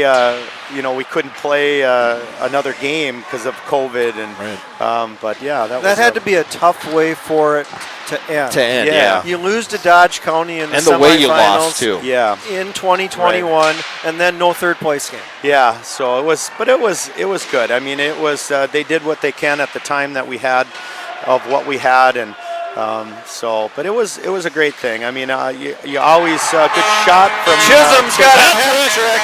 Yeah. Where's your hat, Jamie? This is one of my favorites. That one's not going on the ice. As Chisholm's able to get his third into the net at 14-12 of the second period. Goals 5, 6, and 7 as the Flyers hand it off to Chisholm, and Chisholm shoots it in from there. 3 goals for Remy Chisholm. Remy Chisholm, goals number 5, 6, and 7 on the day, and the Flyers have made it 6-0 over Dodge County. We're talking with the former head coach Tony Coocher, of course, celebrating the 04-05 season 20 years ago. And Tony, I'm guessing that after you won that game against Wadena, you got flooded with calls from past players from the previous 24 years that never got to go to the state tournament. Funny that you say that. I think that when we got down there, it was just a flood of players that I had. I started in 93, John started in 91, and just a flood of a lot of support and a lot of pride in our program. And even the kids that, you yell at every day in practice, and, they think you don't like them. You actually do, but they were calling, and everybody was calling, and just even like John, people from Grand Rapids, and Bob, people from Superior, and I had International Falls kids that came down to the game. But there was a lot of pride and a pride in thing. I know that I got to tell you a funny story from a International Falls kid. So we had got beat by Duluth Marshall that first game, and we went over to the Mariucci, and I was on the bench, and right before we were going to play our next game, Eric Walls from International Falls came up to me and said, "Hey, I heard there were some Marshall kids that can't play today." And I said, "What?" I said, "What happened?" And he said, "Yeah, they pulled out their back from raising their sticks all night." So, but there was a lot of pride there, a lot of funny stories of. But just, the flood of the people that supported us and people that are around town that I probably didn't even know and came to the game or wanted to be at the game. I saw tonight Sarah Philippi had a sign that said Coocher for President 2028. Probably the same sign that she had up. I have a picture of it when we started, when we were at the state tournament. She had that I don't know if it was the same sign. It sure looked like it, but her and Sheila Stockard. Kind of wrinkled, so it must be. Her and Sheila Stockard had it, and just a lot of pride with a lot of people, and there's a lot of people also that later on in that maybe I didn't know when they were in school at that time, high school, that told me they went down to the state tournament. They'd never been down to the hockey tournaments, and that was one good memory that they had of going to watching their fellow students play in the state tournament, and it was a great time. Well, you had a unique team because we just had up here Stephen Fessler, Michael Lichtai. They were the seniors, and coming up here in just a little bit, we're going to have the 2 freshmen. We got the diaper line coming. 2/3 of the diaper line's on the way up. And Bo Hanowski and Jared Fessler. So you had a huge gap of 3 years there. That's hard sometimes to coach. Yeah, it was good though, because those kids were great, and I think one of the things that really helped out was Michael Lichtai and Stephen Fessler were great kids, and they were great leaders. They treated kids like they should. They knew that their job was only as good as how how Bo played and how those other kids and Luke, the Jorgensens and just it took a team, and that's I think one thing that I look back and look at the 7 state tournaments. Those years we had great leaders, we had great kids that got along. They didn't care if who scored the goals. They wanted to win, and that's a sure sign of exactly what you need to have when you go to the state tournament. You need a team, and I had very few problems back then with grades or missing curfew or anything like that, because they understood what it takes to be a team and how you're going to win games. Can you give us a quick update on how Dane is doing? They won at Concordia. 5-3 open nets, so they beat St. Olaf. Dane was in the net, so they won. Yesterday they tied, lost in a shootout, so they got 1 out of the 2 points. And then tonight they got 2 points, so they needed those points. St. Olaf is, I believe, in the cellar, kind of trying to work their way up. So that was a good win for the Cobbers. And Dane is a sophomore. He is at a sophomore. Concordia. Yeah, sophomore at Concordia. And last year I think he got into about maybe 6 games or so. They had a senior goalie and just biding his time and has been playing quite well. Last week he was athlete of the week in the MIAC. So they've had a good. They started out really well. They really didn't play very well for the longest time in the midseason, and then they're kind of tail end now. They need to make the playoffs and they need to win some games. And is it fair to say that he is their starting goaltender? As of right now, okay. Yeah. Stop the puck. Can always change. Stop the puck. Yeah, absolutely. Could change tomorrow. Yeah, he's had a pretty good season this year. He has, and we're looking forward to that. Yeah. So, Coach, it's been a lot of fun. It's been a lot of fun talking to you. Congratulations. And you know what? If this conversation won't end, because I'm sure you're heading down to the tavern later. So if people want to swing on down and talk about the years of going with Flyer hockey, I'm sure you'll lend an ear or two and chat. Yeah, absolutely. Here's the diaper line. Okay, Coach. Once again, that is the former head coach. That is Tony Coocher. And it was great once again to chat with him. And hopefully our watchers, viewers are enjoying this. Of course, a 6-0 game. We'll get to the game coming up here in just a little bit here of the third period, but we're now joined by that diaper line, and I don't know who wants to put a headset on. One headset, and I've got a handheld here, so as we'll get this set up, the beauty of working live television here. There we go. You can have that one. As once again, we had head coach Tony Coocher up here, and now we've got the freshman of this 04-05 team, and we've got Jared Fessler, and we've got Bo Hanowski. Guys, first of all, thanks for joining us, and we had, obviously, your brother up here, Steve, and we also had Michael Lichtai up here. The question I got to ask first is, that was the only time it sounded like you guys got to play together, was that 04-05 season. What was it like to play with your brother that one year? It was great. We obviously grew up playing together at our house and stuff, and on summertime stuff. But to be able to watch him and learn from him was incredible, and Michael obviously as well. Cooch actually never put us together on a single shift that entire season. We actually ended up we got one shift together because I was always second line center. He was first line center or whatever. But somehow I got out on the ice when he was out there, and we actually had a scoring opportunity. So why Cooch never put us together, we never know. But no, it was awesome watching them and leading our team to the first state tournament. Well, maybe it'll be a question you'll have to ask him later on tonight. After a couple waters. Yes, exactly. Exactly. He wanted to keep the car ride home civil. Yeah, right. That's what it was.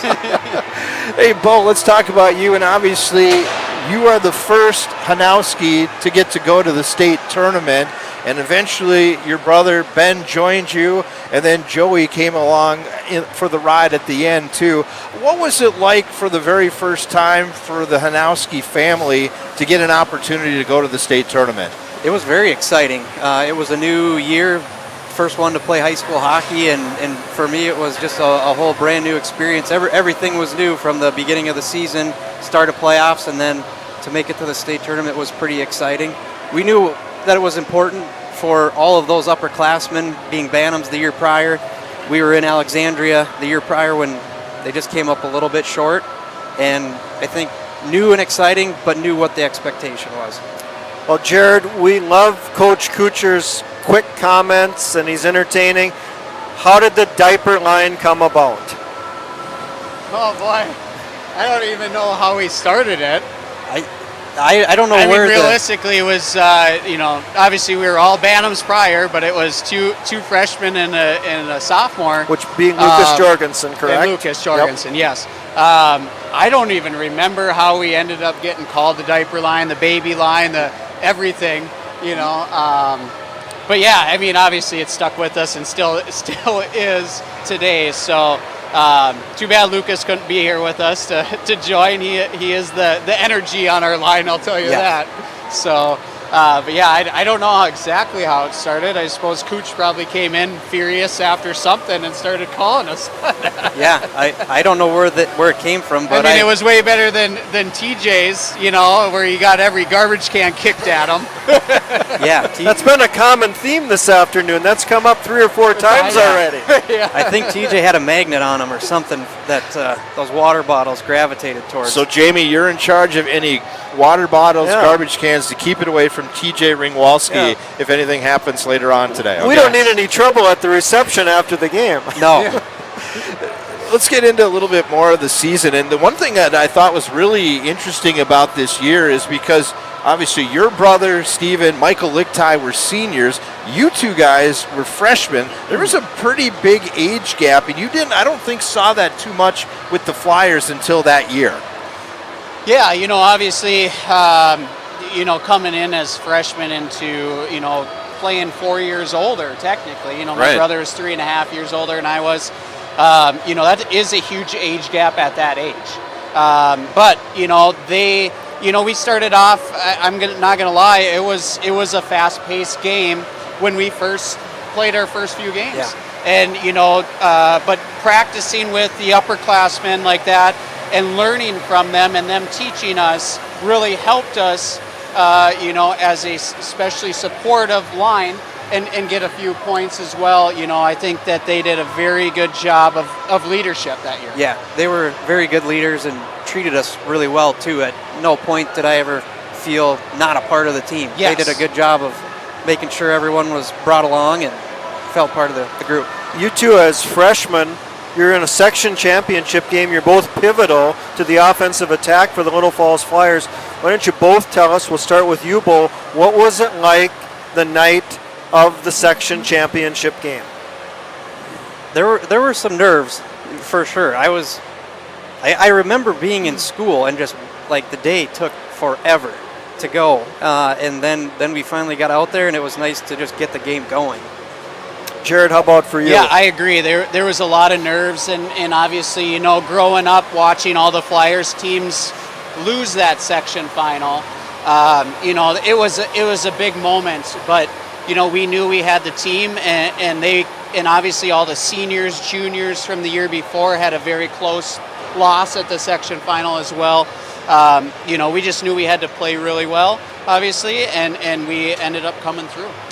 How important was it for you guys as freshmen to get an opportunity to play in the state tournament for your very first time, and then obviously got the experience year after year to go down there and knew what was going on? How important was that very first one to have it at a young age rather than maybe being a junior or something like that? Very important. I mean, you don't know what you don't know, and then going through that experience the next year, I mean, you could lay it out. If there was a underclassmen that came up from Bantams the year prior, and hey, what's it like? You can tell them this is what the routine is, what it's going to be like when we get there, all the different things that go on and expectations. Yeah, I totally agree. I mean, we making it to the state tournament for the first time was just, our community was just electric, in supporting us, and then going down there and being in that building for the first time. I mean, there was a lot of nerves, and I just remember walking in and looking up when we stepped on the ice. I mean, it was so bright. It was like blinding on the ice. And obviously we played a very good Duluth Marshall team. Yep. But yes, it definitely helped us for the following years because you've been there before, right? You know the routine. It's not all new. And those nerves were a little bit less each year after that. I mean, there's a burning question, Jared. This came up when you guys were interviewed by Mark Deal last season about the state tournament team. Why did you get a larger blizzard than the rest of the players on the team? I'm not exactly sure. I mean, I was the dessert king. I mean, obviously, even in college, I was the dessert king. I would hit dessert. I think they might have even cut it at St. Cloud State after I left. I don't know if they got desserts on the road, but no, I grew up. My mom was a huge dessert person, and so we ate desserts. It seemed like except for breakfast, but it was always lunch and dinner, and so I just grew up that way, and I had a lot of large blizzards in my lifetime.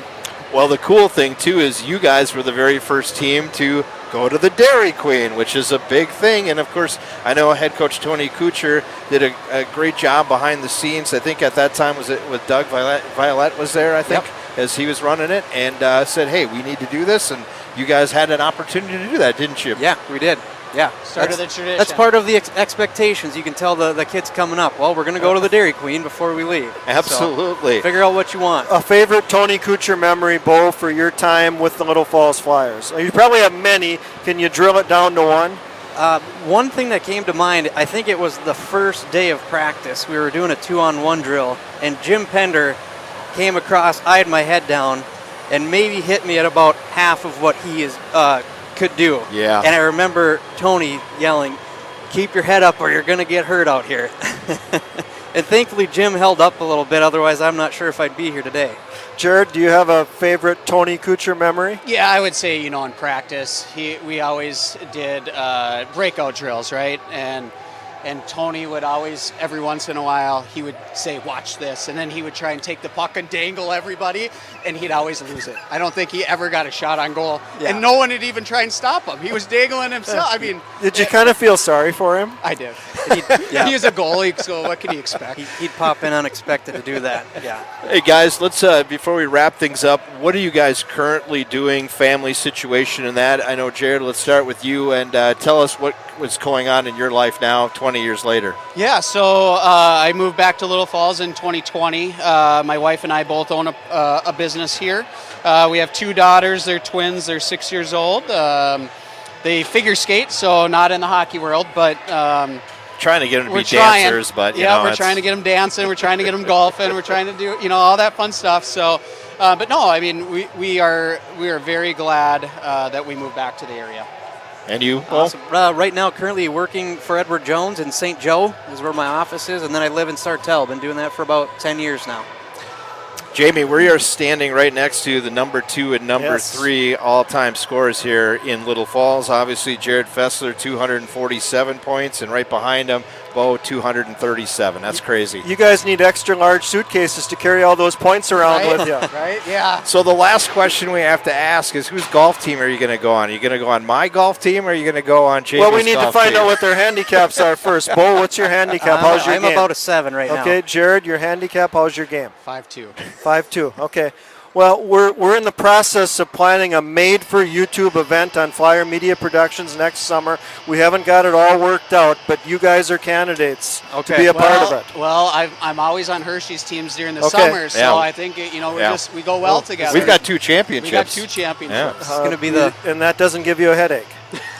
the Little Falls Sandbagger. Yeah, that is true. Absolutely, guys. Congratulations on celebrating 20 years. Should be a lot of fun to hang out with the guys after the game here, and we appreciate you coming up and joining us. Thanks for having us. Once again, that is, the Diaper line. Yep. That would be Jared Fessler. That would be Bo Hanowski. Thanks so much, guys. Thanks.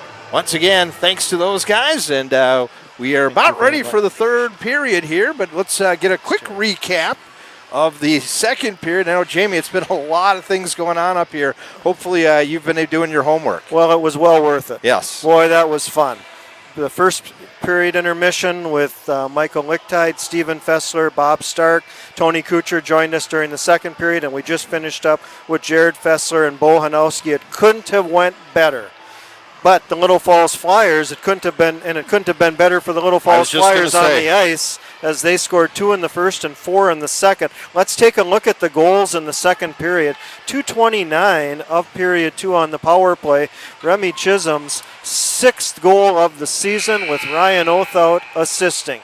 Chisholm from Othout, 2:29 of the second period on the power play. It gave Little Falls a 3-0 lead. An even strength goal for the Flyers at 4:52, the 15th goal of the season for Ryan Othout, with Mason Othout assisting, as Mason Othout, Ryan Othout on a 2-on-0. And eventually it's Ryan Othout getting the puck into the Dodge County Wildcat net for a 4-0 Flyer lead, his 15th goal of the season. It was 5-0 Flyers at 7:17 of the second period. It's Mason Othout for the second time of the game. Great job by Bo Majorly winning that faceoff, and the backhand by Mason Othout, his second of the game, 5th of the season, gave Little Falls a 5-0 lead. The final goal of the second period at 14:12. It's Remy Chisholm again. Remy Chisholm again. 3rd of the game, 7th of the season. Ryan Othout receives the assist. Chisholm from Ryan Othout, final goal of the second period at 14:12, gave Little Falls a 6-0 lead. Shots on goal in the second period, 16 for Little Falls, just 3 for Dodge County. Flyers have a 24-11 shots on goal advantage through 2 periods of play. Collis is 11 of 11 in the Flyer net.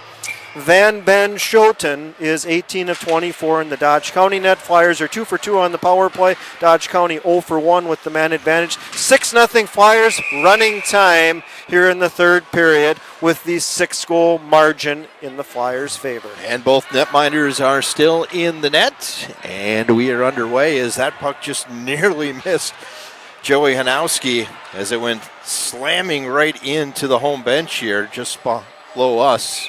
And Joey Hanowski deserves a lot of credit. Yes. We're having this celebration today because back at the beginning of the season, Joey Hanowski said, we need to celebrate the first state tournament team. It's the 20th anniversary.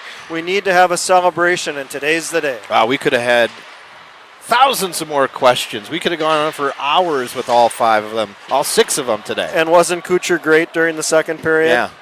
And just to let you know, this is something we normally don't do, but normally we call the play-by-play, but we needed to talk to Tony. I think that was a great job for him, and we appreciate, if you're watching today, that you got a chance to listen to the former head coach, that being Tony Coocher. 426 wins in 28 years. And after 28 years, he deserves his own period. Absolutely, 100%. But he was more worried about the game out there, wasn't he? Well, and you told him, Tony, don't worry. Jamie will keep an eye on things, and that's why we have Flyer Media Productions. Replays are abundant. Absolutely, and a big shout out to Mark Deal and Karen and the student body behind the scenes, making it look good, sound good, and everything. So thank you. It's been a great day here in the Flyers. The current Flyers leading 6-0, make that 6-1 as the goal scored, and that will stop the running time. As coming in there for Dodge County and scoring was Dylan Allen, and for Allen, it's his first goal of the season. Could be potentially his first varsity goal as he's a junior. Puck in the neutral zone, fumbled at the blue line. The Wildcats pick it up, and then the rebound is put into the net. Dodge County's first of the afternoon. That'll stop time with a 5-goal margin now in favor of the Little Falls Flyers. So the 6-0 lead goes to 6-1 on the goal scored by Dylan Allen. We'll wait to see who the assists are as Tim Brummer will join us here once again with that coming up. 15 to go here in the hockey game. Scored by number 11, Dylan Allen. Assist to number 3, Gabe Goshenek. Time of the goal, 1:44 in the third period. So the goal scored by Allen. And Koshnay will get the assist. It looks like a lone assist there to Gabe. And for Gabe, that he is 8th of the season. And yes, it reads Allen from Koshnay, 1:44 of the third period. First of the season for Allen. Wildcats get their first. It's 6-1 Little Falls as the Flyers had trouble with the puck at the blue line. And then Koshnay takes the shot, rebound available, and Allen was there for the Wildcats. Face off down in the Wildcat zone here as they're trailing by 5. To the line, held in here by Rakowski. Rakowski in the corner, avoids the check there of Simons. Played behind the net now. This is Labach. Gibbs over there to play it away from him. Coming over now is McNeilis. Liam Toma trying to dig it out from Gibbs. And play continues on as it's now picked up here by McNeilis. Out to center ice it comes. Hain with it. And a couple of Wildcats collided on their change as it was coming to the bench. Hain, and going out was Allen, the goal scorer. And they collided, but both are okay. Out at center ice now. Moved ahead here. Got by through everyone. Cook comes in. Backhand. No penalty coming here instead, as Cook never got a shot off. And it'll finally be touched here by Chisholm, and Chisholm will go to the box for the hook. He's got 3 goals, though, today. Chisholm's got 3 goals, goals 5, 6, and 7, and he gets a hooking minor deep in the Little Falls Flyers zone in front of Isaac Collis. Time of the minor, 3:22 of the third period. Dodge County will go on the power play for the second time this afternoon. They're 0 for 1. Face off of the right circle to the left of the netminder. Collis down in the Flyers zone. Squaring off there will be Cook and Othout. Othout won the draw, but it's picked up here by Ludvigsen. Koshnay now with it. Back, trying to pass it across there. That time was Crumps, and back out to center ice it comes. Othout moved it ahead. Picked up here by Cook. Cook fans on it. Has it back at his own blue line. Up now on the right wing side to Klomps. Centers across. Koshnay back to Klomps. Tried to center it in front. It goes off the skate there, Schmidgall. And then Ryan Othout plays it to the line. Held in, though, by Dylan Allen. Shot taken there, and the save made by Collis. And it goes off the ceiling, and we get a stoppage of play.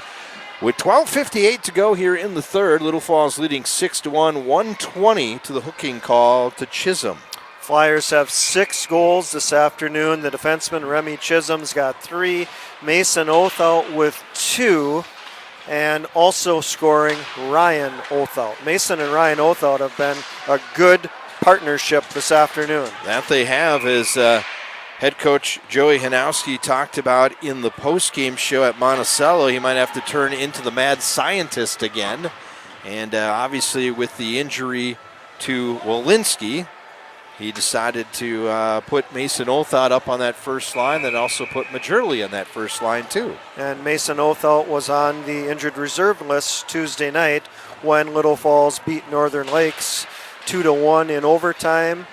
But what a difference 48 hours makes for the Little Falls Flyers. They got beat 5-1 by the Monticello Moose on Thursday night, and now they have a 6-1 lead over Dodge County. And looming on the horizon, St. Cloud Cathedral Tuesday night. Well, the 6 goals scored by the Flyers are the most they've had this season in a game.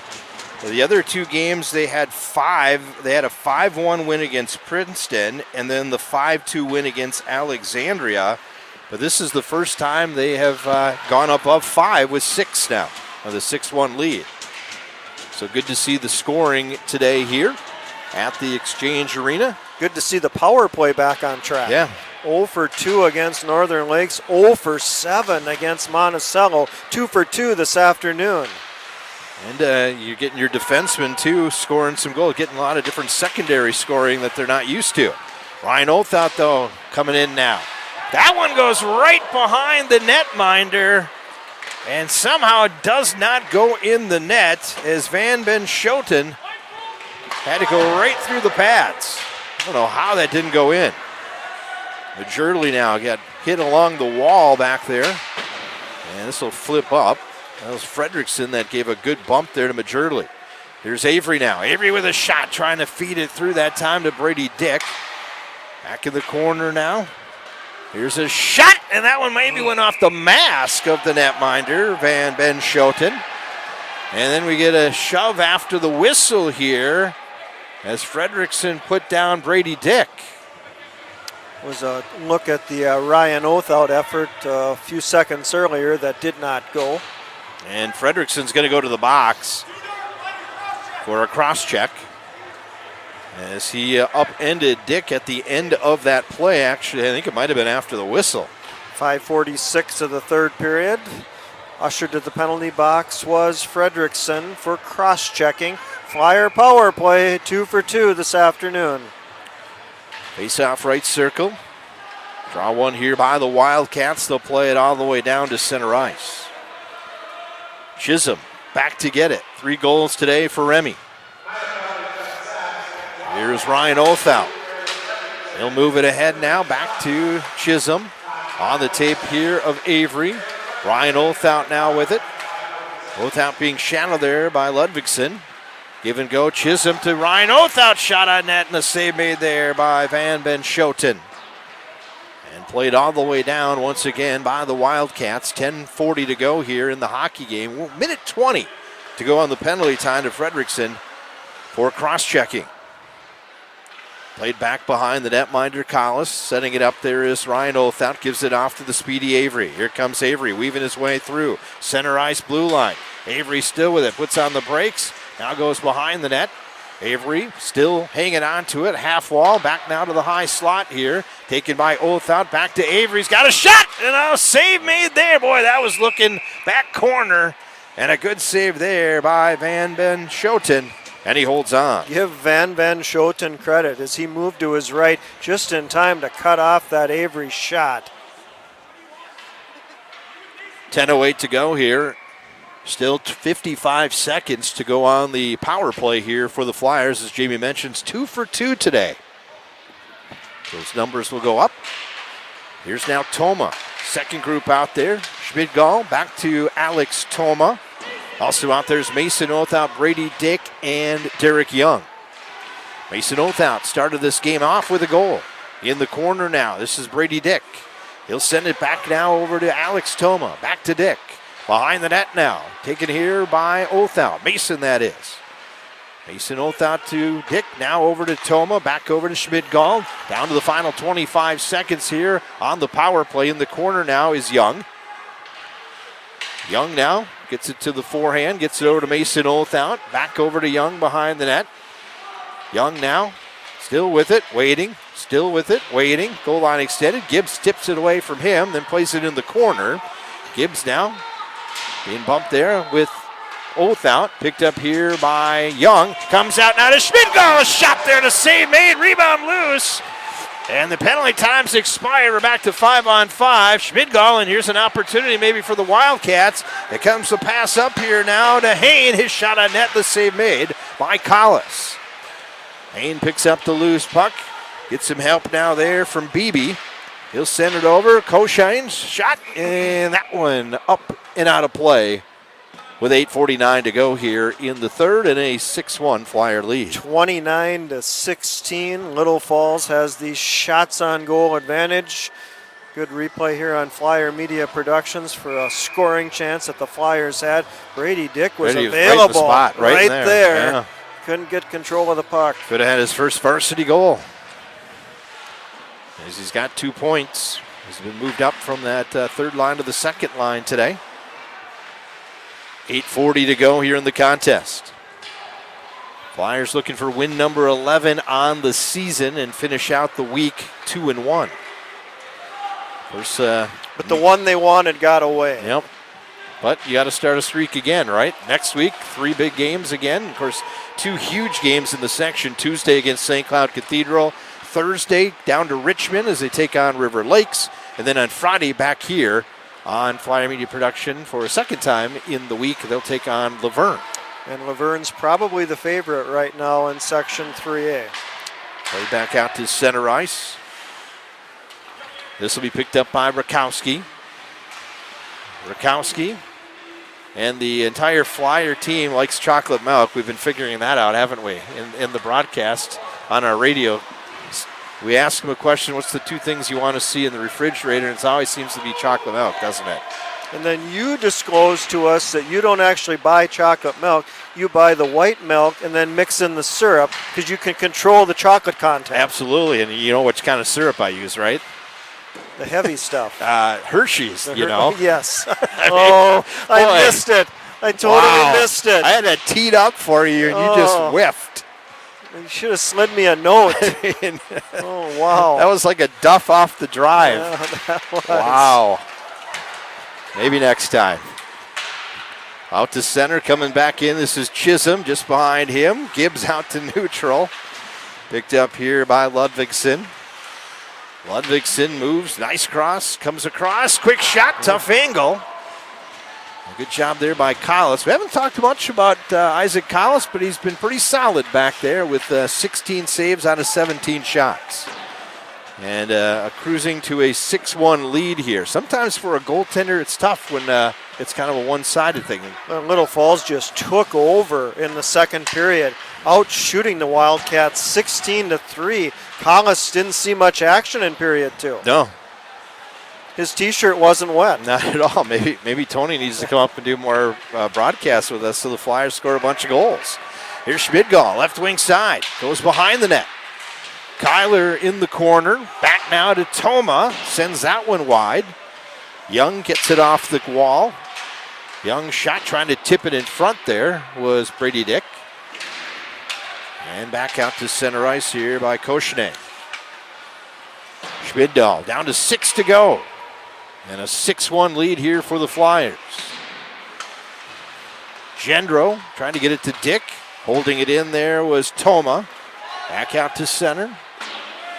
Schmidgall turns it around, gets it to Dick just past Young. Young going to chase it down there and get it away from Holman. And it'll be played behind the net here by Beebe. He'll send it all the way around. Icing coming up here on the Flyers with 5:34 to go. And as we talk about next week, the big game is Tuesday. St. Cloud Cathedral invades here. They want a rematch. They lost earlier this year 3-1. Little Falls won that game at the MAC in St. Cloud. Can they get the sweep? Can they get the regular season sweep over the St. Cloud Cathedral Crusaders? The Monticello Moose, they got the regular season sweep over the Flyers on Thursday night. And then, of course, the other game that kind of factors into this equation is that St. Cloud Cathedral beat Monticello earlier this season 2-1. Little Falls, if they want to have a chance to get the 2 seed, I believe they have to win on Tuesday night. Yeah, and they probably have to win on Thursday night too against River Lakes. Lakes. They would have to validate Tuesday's win with a Thursday win against River Lakes because River Lakes has had a very nice season, and the Little Falls Flyers and the River Lakes Stars only play once during the regular season. So you got to look at both that. games are important. You might have to complete the daily double next week in Section 5A. And you look at it this way, too, that, you know, early on in the season, Little Falls tied Sauk Rapids. That game could come into play when it comes section time for seeding because obviously with Sauk Rapids, you know, how they've been playing this year, kind of been up and down. You got to start looking down the list of all the scores and how you're going to do this. As a penalty is coming up here, it's going to be a tripping call here to Avery. Avery for tripping, 12:21 of the third period. Dodge County power play number 3. They're 0 for 3 with the man advantage. Ryan Othout's out on the penalty kill, and what a job he has done on the penalty kill for the Little Falls Flyers today and this season. Quick shot taken there from the high slot by Klomps. The save made there by Collis, and he holds on with 4:33. But going back to the section, though, it's a huge game for both Little Falls and St. Cloud Cathedral. You know, it's a big game because St. Cloud Cathedral can't lose that game because they need to win that game to solidify for sure. There's no issue whatsoever and then they can get the number 1 seed guaranteed. Do you feel that St. Cloud Cathedral, if they lost, still could get the number 1 seed or not? No, I don't think so because they would have 2 losses to the Little Falls Flyers. Of course, Little Falls has 2 losses to Monticello. St. Cloud Cathedral has the win against Monticello. Someone's not going to be happy in that trio. Somebody's not going to be happy. But when you've got 2-game regular season sweeps, it's tough to overlook them. Chance down low, and it just squirts in The shot came from Klomps, and let's see if he gets credit for the goal. I think he's going to. It is a power play goal, and it's now 6-2. His shot came from the right point. Went up in the air. It looked like that Cook was near it. Maybe he had poked it in, but Klomps went to the line first, so we'll have to wait and see. Collis stayed in a stationary position, hoping that it was underneath him. Eventually took a peek behind, and I think it had just crawled across the goal line. As the official was standing right there to the side, and once he saw it cross the line, he emphatically pointed at a goal. So a power play goal for Dylan Klomps. That's his third power play goal of the season, and he's got 6 on the year. Dylan Klomps, single assist to number 17, Brent Ludvigsen. Ludvigsen with the assist, Klomps with the goal, and the Wildcats have scored 2 here in the third, and this is the period normally the Flyers play pretty decent in. It's normally the second period that they've been struggling in, but tonight they scored 4 goals. The Flyers took over this game in the second period, outscoring the Wildcats 4-0. There's Othout over Majerle, tried to slide it back to Ryan Othout, but a little strong on that pass. Toma trying to keep it in. 3:25 to go here in the contest, and a 6-2 lead for Little Falls. Back to the point now. Here's Gibbs. Shot taken. And it'll be played around. Well, the Dodge County,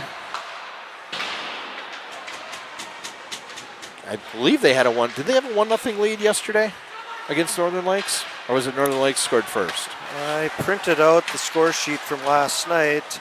Northern Lakes led 1-0 after one. Paul Beck scored for the Lightning. All right. I was going to say that Dodge County had a goal then first, and then now they've kind of bookended with 2 here in the end. But scratch that thought. Should have done my homework a little bit more on a Friday night, right? Well, I think our focus has been on that first state tournament team this afternoon. Yeah, there's been a lot on that this whole week. Shot there, save made, rebound, and that one just goes wide by Klomps, and then Klomps got his right shoulder into the net and knocks it off. Faceoff should stay inside the zone. The initial shot there came from Cameron Cook, that first liner. Official scoring on Dodge County's second of the afternoon at 13:02 of the third period on the power play. Dylan Klomps, his 6th of the season, single assist, Brent Ludvigsen. Klomps from Ludvigsen as the Wildcats get their second of the afternoon. Just noticing down here that Remy Chisholm was throwing a cloth over to Liam Toma so they could wipe their bubbles off. You know, because when you got the bubble there, you want to make sure you get any of the steam or that in there. Well, it's been... You need a clean windshield. Yeah, well, Chisholm's windshield's been clear all day. He's got 3 goals. Yes, he does. Back to the point now it comes. This is Beebe. We're playing 5-on-5. It almost looks like a power play right now here for the Wildcats as they're scurrying here to see if they can maybe make this a 3-goal game. Minute 35 to go here in the contest. Fourth line out for Little Falls. Peyton Carr, Dawson Carr, Griffin Kosick. Just going to say that along with Jaden Peterchek out there as well on defense with Avery. So they got some opportunity to get into the game. And maybe we won't see the rest of that first line out there anymore tonight. With 1:31 to go here and a 4-goal lead. Toma, that being Alex, trying to leave it off there for Young. Gibbs' shot goes wide. Picked up there by Holterman. Good to see he's back out there as he took that hit from Avery in the first period. This is a kick towards the netminder. Got another one. And goes in. So it originally went off a skate of one of the Wildcats and then was placed in by Evan Hain. And it's now 6-3. So 3 goals given up here. As the Flyers are kind of limping home this afternoon. It was Holteman with the pass to Hain, and Hain put it into the Flyer net.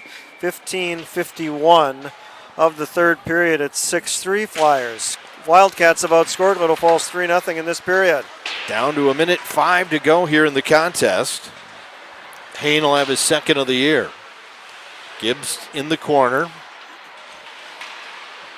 Majerle now. Down to the final minute to go here of the game. Oath out. That's Mason. Back to Ryan. Centered across there by Majerle. Kevin Hine. Assist to number 6, Cohen McNeilius, and number 14, Isaiah Hollerman. And it'll be cleared the length of the ice. An icing call coming up here on the Wildcats. The Wildcats came into this period trailing 6-0. We were in running time, but since then they've got 3 goals. And that last goal came at 15:51 of the third period from Evan Hain, his second of the season. Holterman and McNeilius on the assists. Save made there by the netminder Van Ben Schoten, as he has seen 32 shots his way, 26 saves. Fredrickson plays it to the line, out to center ice, 18 seconds left to go. Fredrickson comes across the line, backhand attempt, that one just wide. Final 12 coming up here. Majerle slides it out to neutral. And the Flyers will go to 11-5-2. The Wildcats will drop to 6-10. Maybe not the best finish for the Flyers, but they will take the victory as they win by a final score of 6-3. The Flyers outscored the Wildcats 2-0 in the first, 4-0 in the second. A very comfortable 6-0 lead after 2 periods, but the Wildcats had some spring in their step in the third period as they outscored the Flyers 3-0. Final score 6-3 as Little Falls wins for the 11th time this season. They are 11-5-2. The Wildcats lose both games on the overnight trip. 5-1 to Northern Lakes last night, 6-3 this afternoon. They fall to 6-10-0. They are from Section 1A. Northfield is the favorite in Section 1A, but I have a feeling that Dodge County is probably going to be one of the top 4 seeds come playoff time. That they should be, as Little Falls picks up that win, as I mentioned here, to break the 1-game losing streak as they lost to Monticello. And for Dodge County, with this loss on the weekend trip, 2 losses, and now they have a total of 4 losses in a row. Hopkins, Hutchinson, Northern Lakes, and now Little Falls. As Jamie mentions, they will be back in action against Gentry Academy. That'll be down at Dodge County coming up next week. We'll be joined with the head coach, Joey Hanowski, in just a few moments. And, of course, celebrating the 2004-2005 team, the first year, and very successful here tonight with the win 6-3, Jamie. Yeah, it was a successful 2 periods. I'm guessing that Coach Hanowski's not going to be overly thrilled with how the third period went, but a win's a win going into the St. Cloud Cathedral game on Tuesday night. All right, head coach Joey Hanowski joining us now. And, Coach, I just looked at my phone. I just looked at the text, so I'm sorry. But the question that Joey wanted me to ask Bo, who is his favorite brother? Bo's favorite brother. So we didn't get the answer. That would have been a good question. We'll have to figure out that later. I guess, are you his favorite brother? Who is? Uh-oh, what the heck now? Oh, yeah, this is what we got to do. Too many chords up here, boys. Is it time to go celebrate yet? There we go. Now you can say it. No, I think him and Ben are pretty close. I'm just the other brother. Okay. Let's talk about the hockey game tonight and your comments about this one. I mean, a good start, good second period, maybe not the best third period that you want. Yeah, we're going to go talk about that a little bit. I think when you have a kid in net who bails you out a lot and then you play like that in the third period, it's pretty disappointing. Thought about putting Dzirk in third period, but we wanted to give a chance to give Callie the shutout, and then to play like that in the third was a little disappointing. No Joey Walensky today. This is the first time Joey Walensky has not dressed for a varsity game in his career. Hopefully he'll be ready on Tuesday. That made for a shuffling of the lineup this afternoon. Yeah, Joey will be ready. I mean, today was just a precautionary thing, give him a break. But yeah, I thought our first line looked really, really good. I thought Bo and Majerle moved the puck well. Mason and Ryan, at times they were pretty dominant. Looking at goals scored too, you had your defenseman with a hat trick today, huh, Remy? Yeah, we kind of gave him a hard time when he hits the net. Good things happen, but a lot of it was just shots on net, good screens, and puck found the back of the net for him. You really had a good second period of play. You outscored the Wildcats 4-0. You had the shots on goal advantage at 16-3. I know at times this year the second period hasn't been your best period, but today you shined. Yeah, I thought we played well. Thought our D did a good job of picking guys up when they were changing to 17. He's a really nice player for them. He can get up and go. So, yeah, it was a good second. Is this the type of game you wanted going into St. Cloud Cathedral on Tuesday night? I know the third period wasn't exactly top-notch, but you rebounded from the loss on Thursday. Yeah, third period was disappointing, but I thought overall we moved the puck well, got shots on net, and, we had a lot of opportunities to even put up more than 6. The power play up until today struggled, which was a little unusual because you had a really nice stretch going, but you didn't score a power play goal against Northern Lakes. You didn't score a power play goal against Monticello, but you get 2 power play markers this afternoon. Yeah, I thought we did a better job today setting it up and then just getting shots on net. But, yeah, like I said, it was really good first 2 periods and just a little disappointing in the third. Well, sometimes when you have that kind of big a lead, things change, and then maybe that's what it is. And it's just a teaching moment now, isn't it? Yeah, no, for sure. And I think, like, for us, we've had a bit of a meat grinder, right? A lot of 4-3 games where you got to stay focused through all 3. It's just disappointing to leave our goalie hanging like that. And, we'll just talk about it and then get ready for Tuesday. Yeah, this is the first time, by the way, that you actually had 6 goals in a game, so a nice output that way. No, for sure. I think offensively we were great, and then defensively we weren't so great. So we got to be ready to go on Tuesday. Want to make sure you're recognized for putting together what we saw, the celebration of the 2004-2005 Little Falls Flyer team, the first team to the state tournament, 20-year anniversary. You said back in November, we need to recognize these guys, and you did a nice job this afternoon. Yeah, I appreciate it. I think it's just a huge moment in Little Falls hockey program, right? When we finally punched that ticket to state, and then it led to 5 years in a row, and then in 2012 and 2021. But this group was the staple that kind of, like I said, gave Little Falls belief that we could get down there. And you got a great turnout of people that came out this afternoon, and it should be a fun time later on tonight. Yeah, for sure. I hope they all head down there and just kind of reminisce a little bit about the old days. Absolutely. All 3 of the Hanowskis, Bo, Ben, and Joey, all played at the state tournament, and in 2012 you were a captain. You won the consolation championship. That was quite a year. Yeah, it was quite a year. We joked that we just didn't like the XL. Mariucci was our rink. Coocher may not agree, but yeah, I agree. But yeah, it was cool. I've had a unique experience where freshman year I was a third liner, just kind of don't screw up and get off the ice, and then to have a great group in 2012 to go. So every state tournament, and this is what we preach to our kids, is just a moment you'll never forget. All right, Coach, congratulations on the win today, and we will see you on Tuesday, a big game against St. Cloud Cathedral. As we've been saying, almost kind of a must-win for you in that if you want any chance to be higher than a 3 seed. Yeah, no, for sure, and we're not going to surprise them this time, I think. They're going to be foaming at the mouth, ready to go against us, and we'll have a tall task on Tuesday. All right, we'll chat with you a little bit later. Thanks for joining us on the program. Yeah, shout out to my wife and my son. They were able to come today, and everyone have a great night. All right, once again, that is the head hockey coach of the Little Falls Flyers, that being Joey Hanowski. All right, let's get the post-game wrap-up here, and with that, here's Jamie with all the goals. Well, 9 goals this afternoon, a 9-pack here at the Exchange Arena. Well, look what we're getting here. Oh, Gwen's here with treats. Gwen's got treats for us, and another big thing.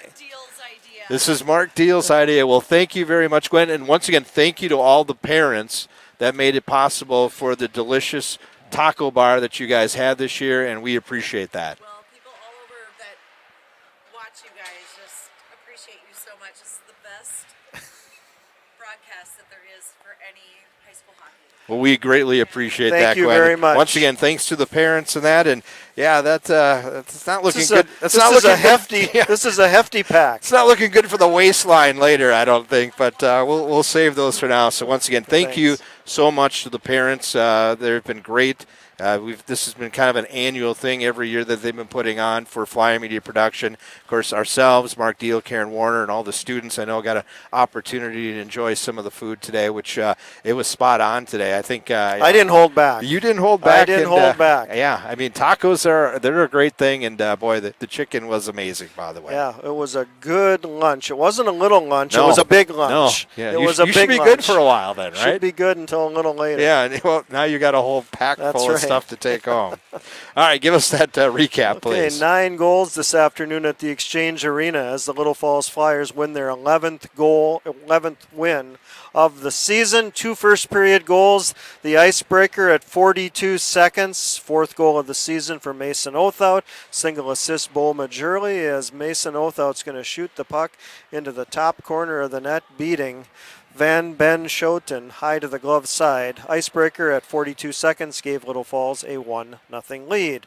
2-0 Flyers at 7:59 of the first period on the power play. 5th goal of the season for Remy Chisholm as Othout goes down deep, and there's Chisholm just driving towards the net, putting it into the Wildcat net to give Little Falls a 2-0 lead. Power play goal for Remy Chisholm in the first period at 7:59, his 5th goal of the season. 2-0 Flyers after 1. Shots on goal in the first 8 for the Flyers, 8 for the Wildcats. Flyers extend the lead in the second period at 2:29. Another power play goal, and again it's Remy Chisholm. As the Flyers have it along the blue line, Chisholm and Ryan Othout play catch, and eventually it's Chisholm netting his 2nd of the game, 6th of the season. Ryan Othout receives the assist as the Flyers had a 3-0 lead with that power play goal. 4-0 Flyers at 4:52.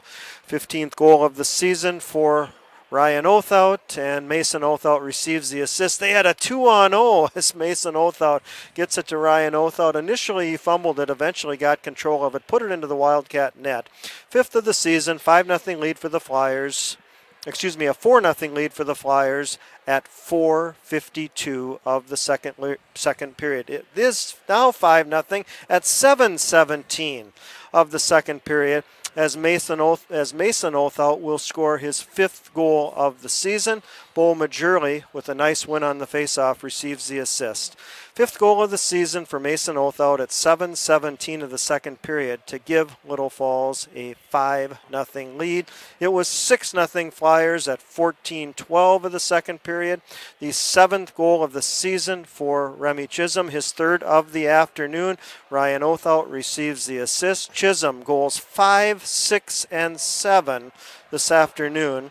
Ryan Othout with the assist, 6-0 Flyers at 14:12 of the second period. Unofficially, I had Ryan Othout with a goal and 3 assists, 4 points this afternoon. And of course, that goal for Ryan Othout that he scored in the second period was his team leading 15th of the year.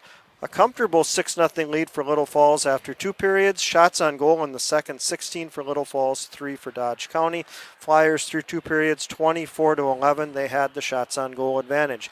But it was Dodge County outscoring Little Falls 3-0 in the 3rd period, the first at 1:44. It's the first goal of the season for Dylan Allen with the single assist on the Allen goal to Cochonnet. Allen from Cochonnet, 1:44 of the 3rd period. It was 6-1 Flyers. Wildcats get their 2nd of the period at 13:02 on the power play. 6th goal of the season for Dylan Klomps. Klomps with his 6th goal, and Ludvigsen with the assist at 13:02 on the power play. And it was 6-2 Flyers as that puck was up in the air. Collis was searching for it. Collis was looking for it, but couldn't find it in time, and the Wildcats get their 2nd of the afternoon. 6-2 Flyers. Final goal at 15:51 of the 3rd period. 2nd goal of the season for Evan Hain. 1st assist on the Hain goal, Holterman. 2nd assist, McNeilis. 2nd of the season for Hain at 15:51, an even strength goal. Holterman and McNeilis on the assists. Final goal this afternoon as Little Falls beats Dodge County 6-3. Shots on goal in the 3rd period, 15 for the Wildcats, 8 for the Flyers. This afternoon, the Flyers had the shots on goal advantage at 32-26. Isaac Collis in a winning effort for the Little Falls Flyers was 23 of 26. In a losing effort, the senior for the Dodge County Wildcats, Mason Van Ben-Schoten, was 26 of 32. There were 6 penalties in the game this afternoon, 3 to the Flyers, 3 to the Wildcats. Little Falls was 2 for 3 on the power play. Dodge County 1 for 3 with the man advantage. The 6-3 win for the Little Falls Flyers, they improved to 11-5-2. The loss drops the Wildcats to 6-10. And of course, game number 100 for Joey Hanowski, a victory for him. So I believe that will give him now, 67 wins in his career? Joey Hanowski will leave the Exchange Arena this afternoon with 67 career wins. That's right. And of course, a fun day it was here today. First of all, on the ice, the 6-3 win, and then all the festivities off the ice, and an opportunity to get a chance to talk with that 04-05 team, some of the members, and obviously the head coach, one of the assistant coaches too. Just a great time today. Yeah, Bob Stark, an assistant coach for the Little Falls Flyers, was on with us, along with Michael Lichtig and Stephen Fessler between the first and second period. Tony Coocher was the head coach in Little Falls for 28 seasons. He joined us for the entire second period. He took that first state tournament team, took that first Little Falls team to the state tournament for the first time in 2004, 2005, and would take 6 more teams after that. Absolutely, yeah. And so then he was exclusively with us in the second period, and between the second and third period, it was Jared Fessler and Bo Hanowski. Yep.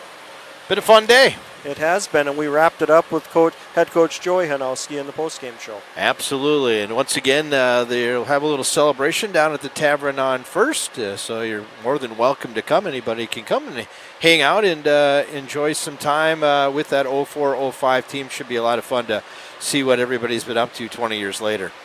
Yeah, I know Coach Coocher, this is something he loves, celebrations, and he gets a chance to visit with his former players, as do Bob Stark and John Majerle. John Majerle, we had a nice interview with John last season, along with Coach Coocher. We talked about this state tournament team. We were in the Flyer locker room for quite a while one evening. That we were. And both Tony Coocher and John Majerle did a great job with that interview. That they did. All right. As you can see, it's out there on YouTube. You can watch it, the entire thing. Including Thumper. And yes, and there's the banner, LFCS TV. Look for that on YouTube, and you can see that entire interview with Tony Coocher and John Majerle that James and I did last season. Once again, special thanks to Mark and Karen behind the scenes, also the student body. Thanks to the parents for putting on the lunch today. That was greatly appreciated. Thanks to Joey Hanowski for setting up the 045. Thanks to all the guests that we had up here for that. Thanks to you, and thanks to the viewers, too. Hopefully you enjoyed the broadcast tonight.